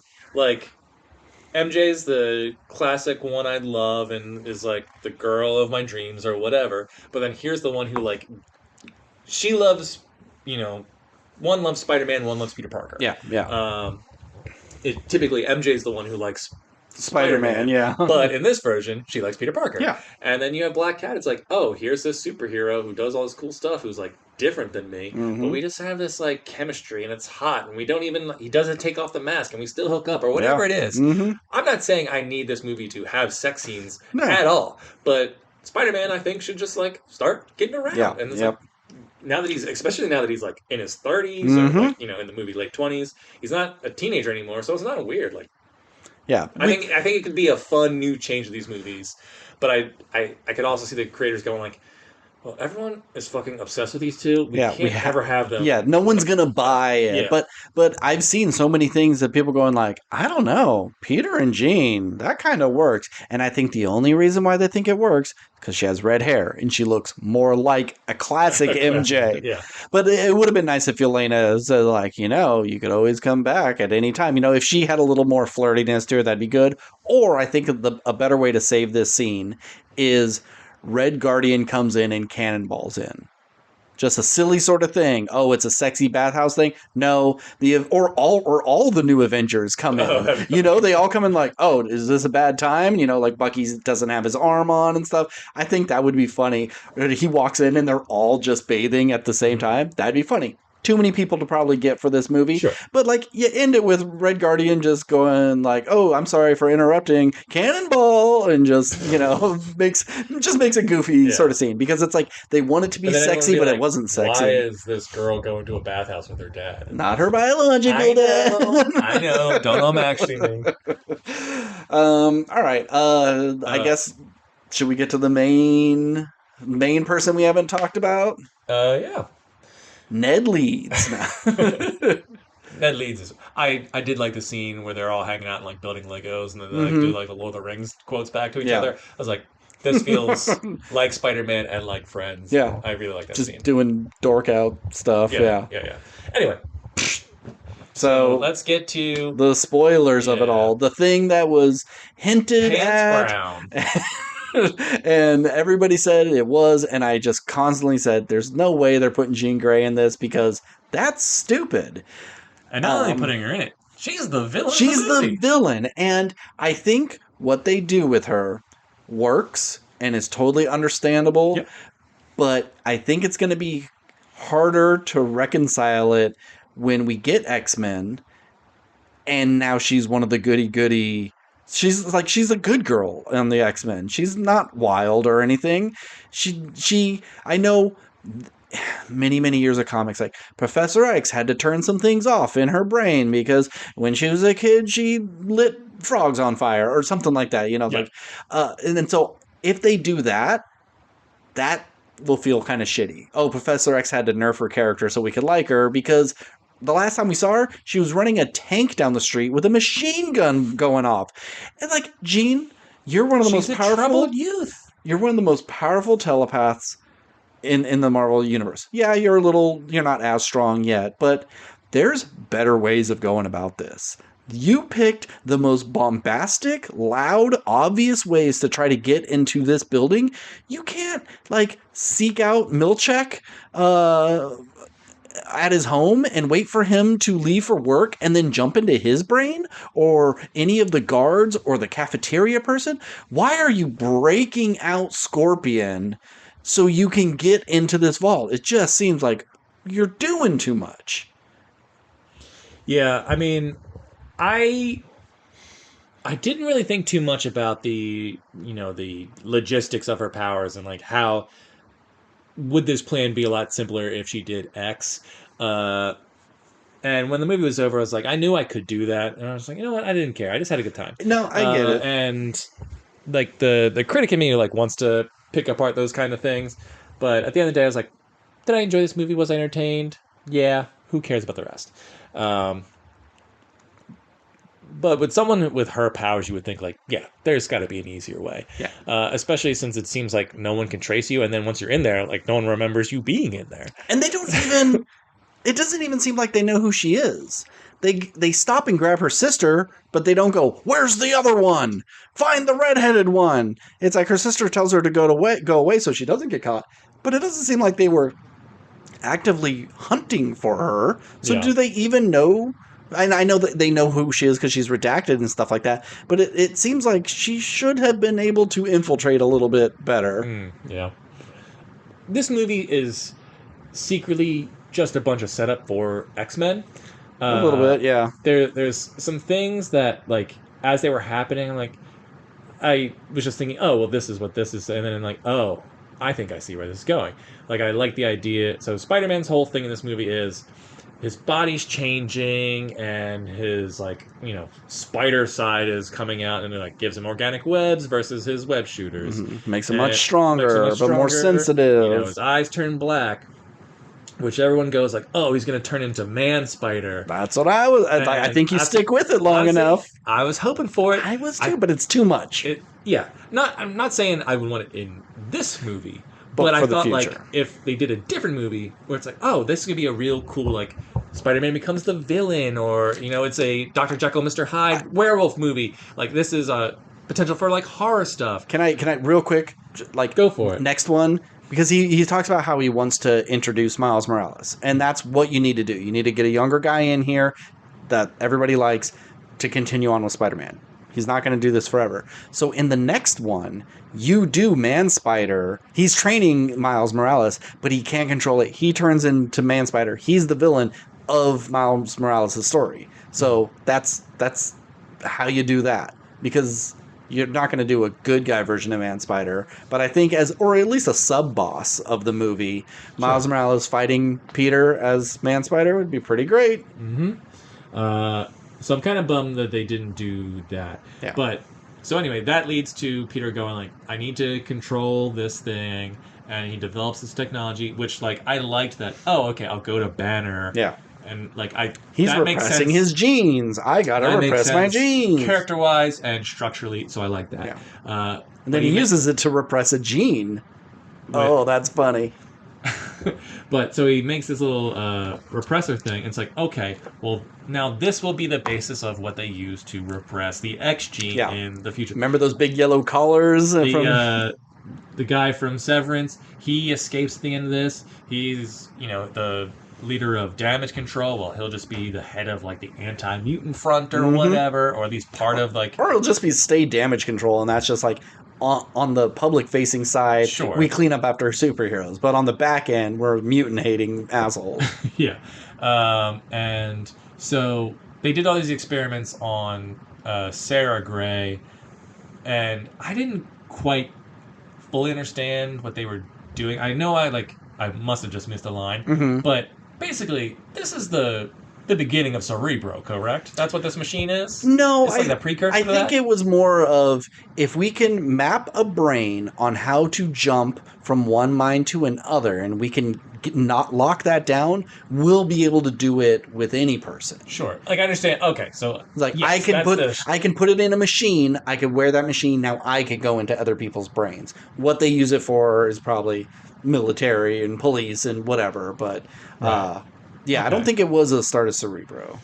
I can see them using that okay. yada yada but It just had that vibe, and I liked the look of it. I Sure. just thought, like, okay, maybe this is the beginning, and it's used for a different application, and then Gene will Ma- go like, "Hey, Charles, they did this to Maybe, me," and yeah. and I just, Charles was like- "Oh, well, now I can use that technology." I would to think he change would already have Cerebro by now. maybe. Yeah. I was just okay. So probably not Cerebro. Then. Probably not. Um, I don't think they do it's a disservice to, like, I like the reveal of the VMAX thing, and it was just a sticker on a vent, and like, Yeah. ooh, that's fucked up. Like, that's the last thought of her sister's mind as she was dying was just a random thing. But when your character's name was Max in Stranger Things, I also kinda it's a thought about little distracting. Yeah, I think that was a cool character, like a little red herring to make it go like, "Oh, what's this thing? How's it going to play into the X-Men?" It's like, Mm-hmm. nope, it's just a real fucked up thing. It's Yeah. like, oh, cool. Yeah. Uh, Can I ask, what was in the vault? Was it just like the location? Did she think her sister was in the vault? Or was it just there's probably information in there about VMAX or my sister? Because it seems like once they get there and the Hulk's like knocking it down, they're hiding in the vault, but it's never like, don't let her get that file or anything like that. I don't remember. Yeah. Yeah, Yeah. maybe just another red herring. We have this vault. It's actually just a Yeah, and I mean, that could be a whole thing. Like, last stand room. she just thought something was in there, and there's nothing in there. But anywho, I like her as Jean Grey. I think she will be good. I just think it's going to be kind of weird going into X-Men, and she did a bunch of bad shit. Yeah, we'll see. I Yeah. mean, I'm not going to shit on an X-Men movie that isn't even really fully cast, doesn't No. have a director, doesn't have a script as far No, as they I'm have aware. directors. It's the guy who did Thunderbolts. Oh, okay. We'll see. Yeah. But I did like Sadie Sink as Jean Grey. What I liked at the end as well. So, Punisher shoots. He tries to shoot Jean Grey, and Spider-Man jumps in front of it. I like the use of the Spidey sense there, Yeah. and like looking down the dark hallway and kind of knows what's up. Yeah. And I thought, like, as you see all the blood pooling out, I'm like, oh shit, we might be doing this. Yeah. That's really cool. Mm-hmm. And they did. Spider-Man Yeah. survives because Jean Grey used her telepathy to just like hold his blood in. I guess. She wasn't healing him, Yeah. so He just said it. She did her Jean Grey magic on him and Yeah. kept you alive. It's like, whatever. Yeah. It's fine. and so like the doctors know his identity now. I guess. I mean, that, like- well, see, I was kind of thinking that too, and then I was wondering, like, oh, you know what I could see is that he had the Spider-Man mask on the entire time, and it was only off because the Punisher was in the room. He's So, like, I like- took a. Like, I know you didn't want to show me your identity, but fuck you. Yeah. But like, I think it could have been Jean wipe their minds or something. You know, like you're gonna do the surgery, and it's like, oh, we got to take his mask off so we can put oxygen on him, and it's like, okay, fine, and then she does something, but I mean, worst case scenario, you could just go. You hand wave it because you have something like the train scene from Spider-Man Yeah. 2. It's like, oh, he looks just like my son. Yeah. Oh, he's just a nobody kid or knows who whatever. he is anyway. And it's So like you give him back the mask. I who know cares? it's And a then nothing. another thing is just like Dr. Page confidentiality. Yeah. Who cares? Yep. Although You know, there's a nurse that would have been like snapping a picture. oh, for sure, selling it to J. for Jonah. like $100,000. Absolutely. I know I would. Uh, Fuck that kid. I liked him going out into the crowd and like seeing all the people cheering for Spider-Man, because we already established at the beginning of this movie that it's kind of like a montage of him defeating supervillains or whatever. Yeah. And just like really being the neighborhood Spider-Man and protecting the city, and is even like okay by the cops. Like the cops are just like, thanks, Spider-Man, and Like- he's got like a kind of police side handler, who like knows he's kind of doing some stuff that he probably shouldn't be doing, Mhm. but it's just like, hey, I know he's good and is helping us, because we can't handle this shit. Can't handle this shit. Yeah. We need some sort of Avenger here. Yeah. But it kind of felt like this should be the thing that you do in the last Spider-Man movie. It's like a send-off. It's like, oh, at least for Tom Holland. I'm not saying that he has to die or anything, but him walking out into the crowd and just everyone like cheering for Spidey and him smiling, like it just felt like, ooh, this is good. This is like how you say goodbye to him. Yeah. And then, but it's not. No. And so like I just feel like that's kind of it's fine. It's fine, but and then we get Punisher wearing his mask, going, fucking gorilla man. That guy can't do anything without making those sounds. It was funny, but it also made me laugh so loud in the theater. No one else was laughing at that part, but it got me to audibly laugh. Yeah. Real adorable. Yeah. Just the idea of Punisher putting that on just to like wave at people and be happy for half a second. Yeah. Nice seeing Michael Mando as Scorpion come back. Yeah. Like we've been waiting. Yeah, he only's got like 2 scenes of action, but it's fine. But I'm just happy to see him because I haven't seen him do anything since Breaking Bad. Mm-hmm. And I just like that guy. He's got such a unique face. Very, very villainous looking face. Yeah. So another thing this movie I think does is, and I don't know if it's intentional or just happenstance or whatever. I think it does a little like cock teasing of you for like Miles Morales. Okay. Because I thought for like half a second, they're gonna like rework in this version of this Miles Morales character. His mom is the cop, not his dad. And his mom is Hispanic. Yeah. And I can totally see this. Yeah. I forget the actress' name. Yeah. But she is Miles Morales' mom. Yeah. And then you have the 2 kids, and it's going to be like, oh, what's my kids' names? And then, eventually you discover that, oh, well, yeah, he knows these 2, but you don't know my 3rd son. And then in walks Miles. Or just at the end, it's like, say hi to Cheryl and Miles for me. And then that's it. And you go, oh, was that it? Yeah. But no, it'll just be she works with Miles's dad, and there's I think one part where he like saves a young black kid or like rides by. Yeah. There's so many little bits when it's like, is that him? Is that it? Yeah. And I know it's like I know none of these kids would be like officially cast as this kid. You're gonna get someone who like we've seen in something, but it'll just be like, hey, maybe we're moving the pieces around since we kind of like retcon that thing of just like, oh well. Peter Parker was a little kid in the Iron Man helmet from Iron Man 2. So we got to do that for him as well. We're doing that for him too. Yeah. So we'll see. I felt like the breadcrumbs were getting laid kind of there. Is there anything else? When he's in his apartment and he like runs into this like blonde woman, she goes, "Oh, we live on the same floor." Another reason why I thought like Spider-Man should be a dog. I thought you meant like a literal dog. Like, okay, no, I was like, dog, my friend. And I was like, oh, this is gonna be like in Spider-Man 2, how he had that. And then I was like, oh, that's gonna be Gwen Stacy.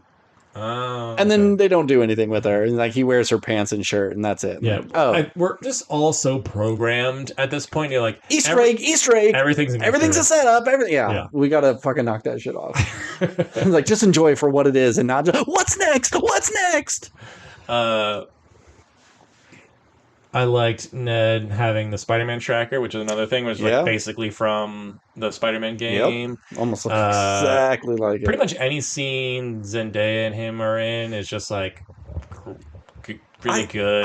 That was my worry going in, was just how are they going to handle the memory wipe stuff? Are they going to undo it really quickly? Undo it. Or are they using it so they don't have to be in it as much? Yeah, yes, they'll show up, but not as much.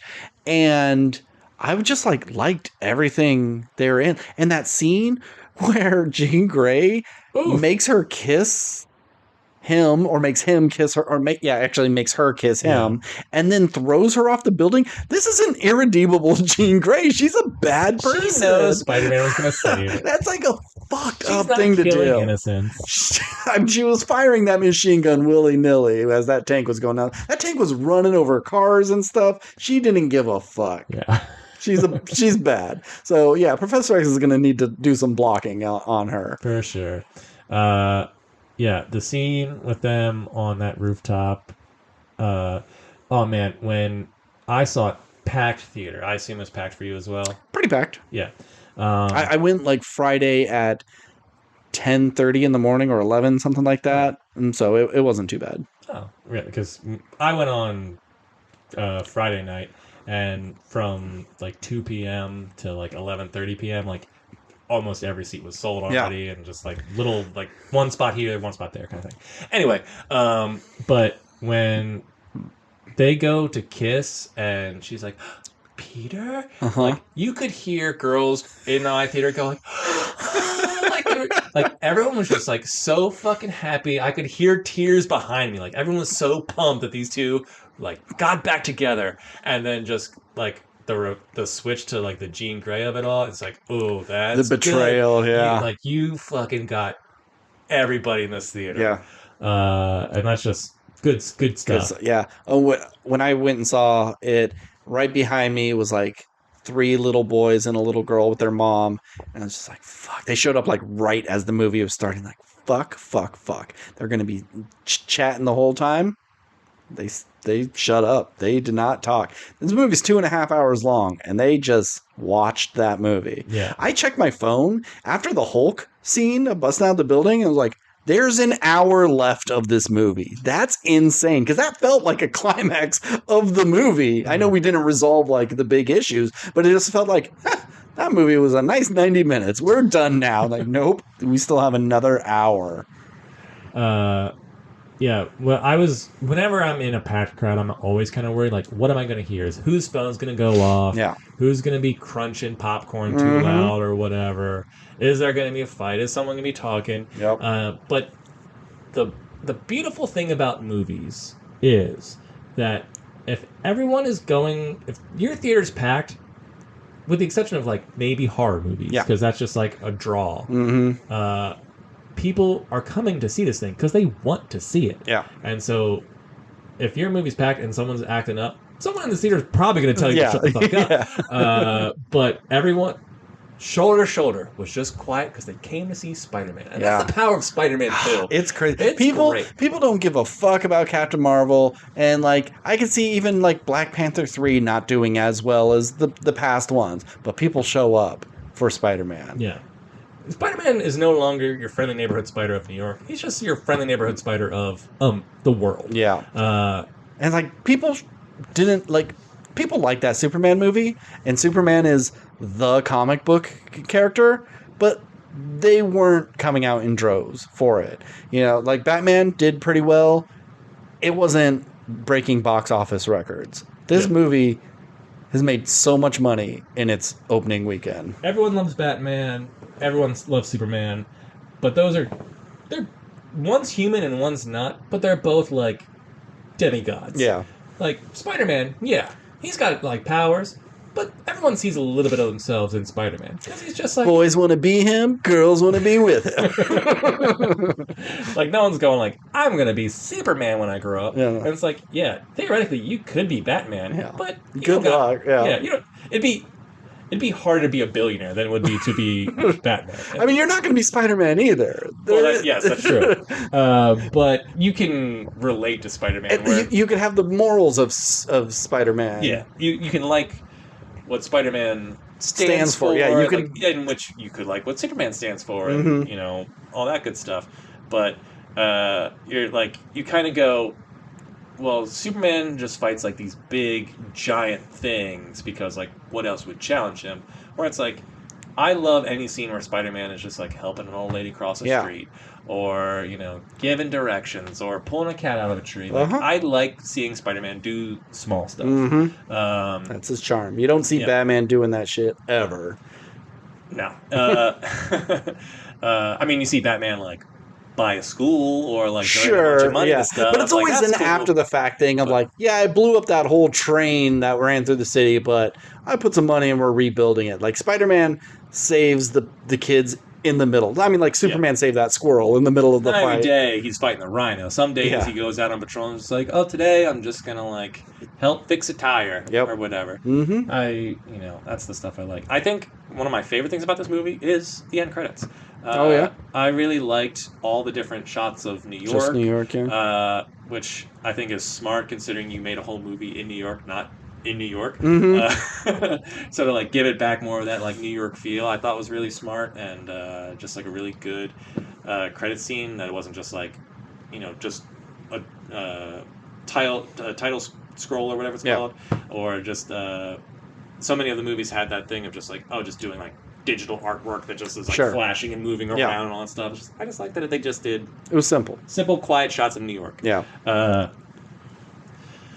And that post-credit scene, whole lot of nothing. That post-credit scene was fucking garbage. Yeah, one of the worst post-credit scenes they've ever done. I think it's fine, but it's like it's not going to be resolved for over a year, so it's kind of lame to do that. But what else are you going to do? So it was fine. Just a tease for Secret Wars, but like isn't funny, isn't like it's cute. Yeah, but does nothing. I hated it. Just don't even have it. And you're just telling us something we already know. Secret Wars coming. Yeah, we know. And it doesn't make sense with the app itself because it's people reporting Spider-Man's location. Who's reporting his location over in another dimension? Because it can't be a tracker on him. You're saying Ned has a tracker on Spider-Man so we know where he is at all times? I mean, maybe now. But it's like he wouldn't do that because then that would reveal where Spider-Man lives and everything. It's always, hey, I just saw Spider-Man on 5th Street. And someone goes, oh, now he's on 7th Street. And it's just that sort of reporting. I was listening to one podcast talk about it's like, oh, this leads to so many possibilities. Like, is this Spider-Man like in space? Is it Spider-Man from a different universe? Is it Spider-Man from whatever? It's like, no, it's just a dumb thing to just go like, it's Spider-Man on Battle World. That's all it is. Yeah. And even if it's not on Battle World, just like, oh, Spider-Man will return in space at some point. It's like, will it even be Peter Parker? Maybe Spider-Man. It's Miles Morales in space, and whatever. It's like, but either way, I don't give a fuck about this tag. Yeah, you could have done. Give me, not that all of them are like slam dunks, but either make it funny or make it like exciting. And this wasn't either of them. Things. Yeah, and there were people going, oh. No, it's actually talking about Miles Morales. And like, why are you saying that? It says, because it says a new Spider-Man has been located. And like, no, it doesn't say that. It says a new Spider-Man location. And it's like, they're talking about it's a new location, not a new Spider-Man. Yeah. People will just read into anything. Yeah. So, fuck that. Tag. But all in all, good shit. Yeah. I really like this. Any last thoughts? Can you think of anybody else? We didn't talk about Tombstone at the beginning. They showed Tombstone, which I heard he was going to be in this. And then he just drops Spider-Man off a building, and that was it. Like, oh, I thought he would have a bigger role. But, no. I mean, I'm not someone who really cares too much about Tombstone. No, who cares about Tombstone? So, like, it was cool. It's kind of good. It was cool to see that it's like, oh, okay, he does have his Rose Gallery that they do exist, and he does fight them. It's just like he's very good at fighting them. So it's just like hand wave it. Yeah, we don't need him for this. This is for the fans. Yeah. You want to see this thing in live action? Here it is, but we're not going to make a whole movie out of it. Tombstone, like the Friendly Neighborhood Spider-Man cartoon, Tombstone is like one of the main guys on that. Okay, let him be at that. I like that they hired an actual albino black dude for it because that's who he is. So that's cool. I think they're going to have a hell of a time casting Miles Morales because it's like you just can't hire a black guy. He has to be Hispanic and black, and that's going to be a very limited pool. People are going to fucking shit a brick if you don't do it. It's like with Storm, people are talking about like, you absolutely better not be casting some light-skinned black lady like Halle Berry. She needs to be a dark-skinned African woman. And like, people are really up in arms about these sorts of things. So if you could find one, awesome. That's fine with Storm. And that my only thing is, I would say that there are people who are biracial who don't look biracial. So True. it's not the end of the world if you don't do that, but like you do need to still establish like, yeah, my mom is Yeah. Hispanic. He needs to I drop the do speak Spanish every once in a Spanish. while. Like Yeah. it like that does need to work. Yeah. And this is just my opinion. If you can do both, great. But at the end of the day, like if he looks more Mexican or he looks more black, I mean, I think you kind of have to lean more black Yeah. than Mexican Yeah. or Hispanic. But if he's just a black actor, that's not a deal breaker for me. It's not a deal breaker for me. Like I want it, when they hire someone for Magneto, it'd be nice if they got a Jewish guy, you know. For sure. But if they can't, you can't. Hey, the Winter Soldier. I would say get the best actor. Yeah, they're like, oh, not the Winter. There was, who was it? There's like, Nightwing. In if you, it may have been like more of a retcon thing, not an original thing, but he is like Romani. You know, that's his background. How many Romani actors are there?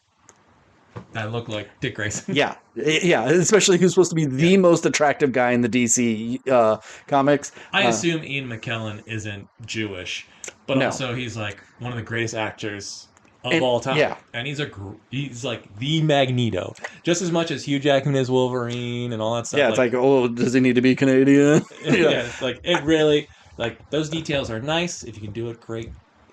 But they're fucking actors. Like, yeah. It's a representation thing. Not every gay character needs to be played by a gay person. Just because you are trans doesn't mean you could only play trans. You know, I would just say don't hire a white person to play a black person. That's all we ask. All right. Well, you would watch that Michael Cera Shaft movie, though. I would. You know what's crazy? I was thinking about that. Like, we only got Miles Morales because of that whole thing. Yeah. Someone saying, "Oh, I think Donald Glover would be a good Spider-Man." For Spider-Man. And then people, saying, "Oh, Michael Cera for Shaft." And it's like, imagine you are the asshole on the internet who says, "No, you can't have this." And then that's what makes an artist go, well, fuck you. I'm going to do that. And then creates a whole character. There's animated movies off that because you were a fucking asshole on the internet. Well, I mean, you could never admit to it. I mean, the Donald Glover thing. There was a bunch of assholes. I think it was collective assholes, not just one singular one. But imagine being one of those people. And not only to go like, there's been so many comic book attempts to like reinvent a character, whatever, like try something new, and everyone goes like, no, I just like the main character. And then it's like there's not been really like another Bruce Wayne or another like they add more Robins, but they add more Robins, but there's no different, like, Dick Grayson's worn the mask from time to time, Azrael's worn Batman's mask, but really it always goes back to Bruce Wayne. Superman, there's Supergirl and Superboy and all that stuff, but like no one's really taken over the man. They're just like, they have similar powers, but they're separate entities. Where then here's Miles Morales, who's like new kid on the block, who comes out and everyone's like, he ain't Peter Parker. But then a couple years later, everyone's like, he's my Spider-Man. Miles Morales is a perfect Spider-Man. And like, I think it just good writing too, just whether it's from the comics or the Across the Spider-Verse movies or the Spider-Man games, like every iteration we've seen of this kid, they're all kind of great. And it's so awesome. It's like, and it's not like he's not Spider-Boy. I mean, there's Spin or whatever, but like, that's for the kids. There's so many things where it's just like Spider-Man and Spider-Man, and when they're together, they call each other Spider-Man. They are just, we're Spider-Man. And like we've had that with other characters. People will I'm the new Green Arrow or whatever. I know with X-23, after Wolverine died, she became Wolverine. It's like it does happen other times, but nothing has been I'm saying as like this size, to this scope and as definitive that the fans have got on behind. Because people may look at Laura and go, "That's not Wolverine. That's X-23. She'll never be Wolverine to me." But people go, "Yeah, that's Spider-Man." Maybe a lot of them say that's Miles Morales Spider-Man.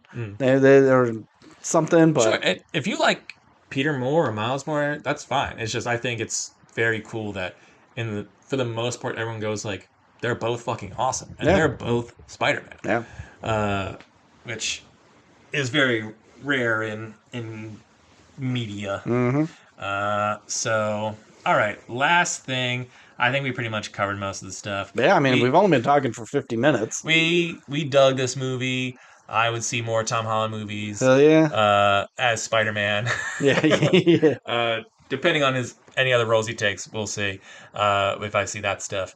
I hope he gets to leave on his terms at a good time. You know, if it is just one more, so be it. If it's two more, so they can get married and run off, and then we have our definitive Miles. Because I could see they introduce Miles Morales, and what if he doesn't take? And people don't really like this actor, or he gets canceled. You know, it's things like that. And like, fuck, we kind of need... Because Tom Holland's never getting canceled. That guy, he's our most purest boy.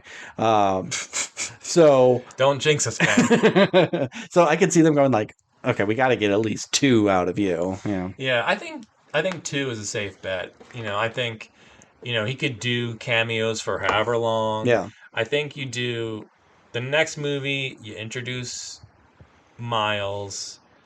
The 5th movie is him being like the mentor figure to Miles. So Miles isn't bit in the next one? No, he's like, it's just the origin story of Miles and like him getting started. He's not like really Spider-Man. He doesn't become a Spider-Man until the end. And then, maybe Peter's like shepherding him into the role, but it's still very much like the Peter Parker movie because it's Peter Parker taking on villains and then just Miles is in the background. Kind of like in the first game where, you get to the end and Miles jumps up and like touches the ceiling. Sure. And you're like, oh, I have powers too. And then the 5th movie you have 6. Or no, so the 4th movie introduces Miles. This was the 4th movie. Oh, sorry, you're right. This is I'm all fucked up. So yeah, and then in the 6th movie, that's when you have kind of, maybe Peter and Miles. You open the movie with this big cool fight sequence, and then they save the day. Hooray! Oh wait, Spider-Man gets impaled by something, and now he's not dead, but he's like kind of down for the count. So it's now the Miles movie, and Peter just takes like, I'm your guy in the chair, I'm the guy in your headset or something, and just like, this is what it means to be Spider-Man, all that kind of, like, his transition's like, okay, this is your city now, me and MJ are gonna fuck off, and then I'll just pop up for cameos, or you call me and I do a FaceTime or whatever. And then Tom Holland can disappear, but I think you get 2 more Tom Holland Spider-Mans outside of like Avengers stuff or whatever, and then he's done. But if we only get 1 more, that's fine. But we're definitely getting at least 1 more of Spider-Man. Cool. Well, next week, 200th episode, Steve. Damn. Yep. And to celebrate, we have not the greatest selection of movies. We have Super Troopers 3, Ice Cream Man, One Night Only, and Sex and Death at Camp Miasma, who the director of I Saw the TV Glow. I still need to see I Saw the TV. I Saw the TV Glow. It's not coming to our theaters. Damn. The other 3 are, but who knows? It's still early. It may show up. It might. So that means... I mean, I don't think I'll necessarily enjoy that movie because it might just be like too weird for you. Yeah, but it does look interesting. Yeah, so that's why you're going to see One Night Only. Yeah, I'm going to see One Night Only. Yeah. All right, cool. Well, if you want to get in contact with us, we are at WRPLpodcast@gmail.com. We're on Instagram, TikTok, Threads, and Blue Sky. As always, I'm Ben. And I'm Steve. And keep consuming.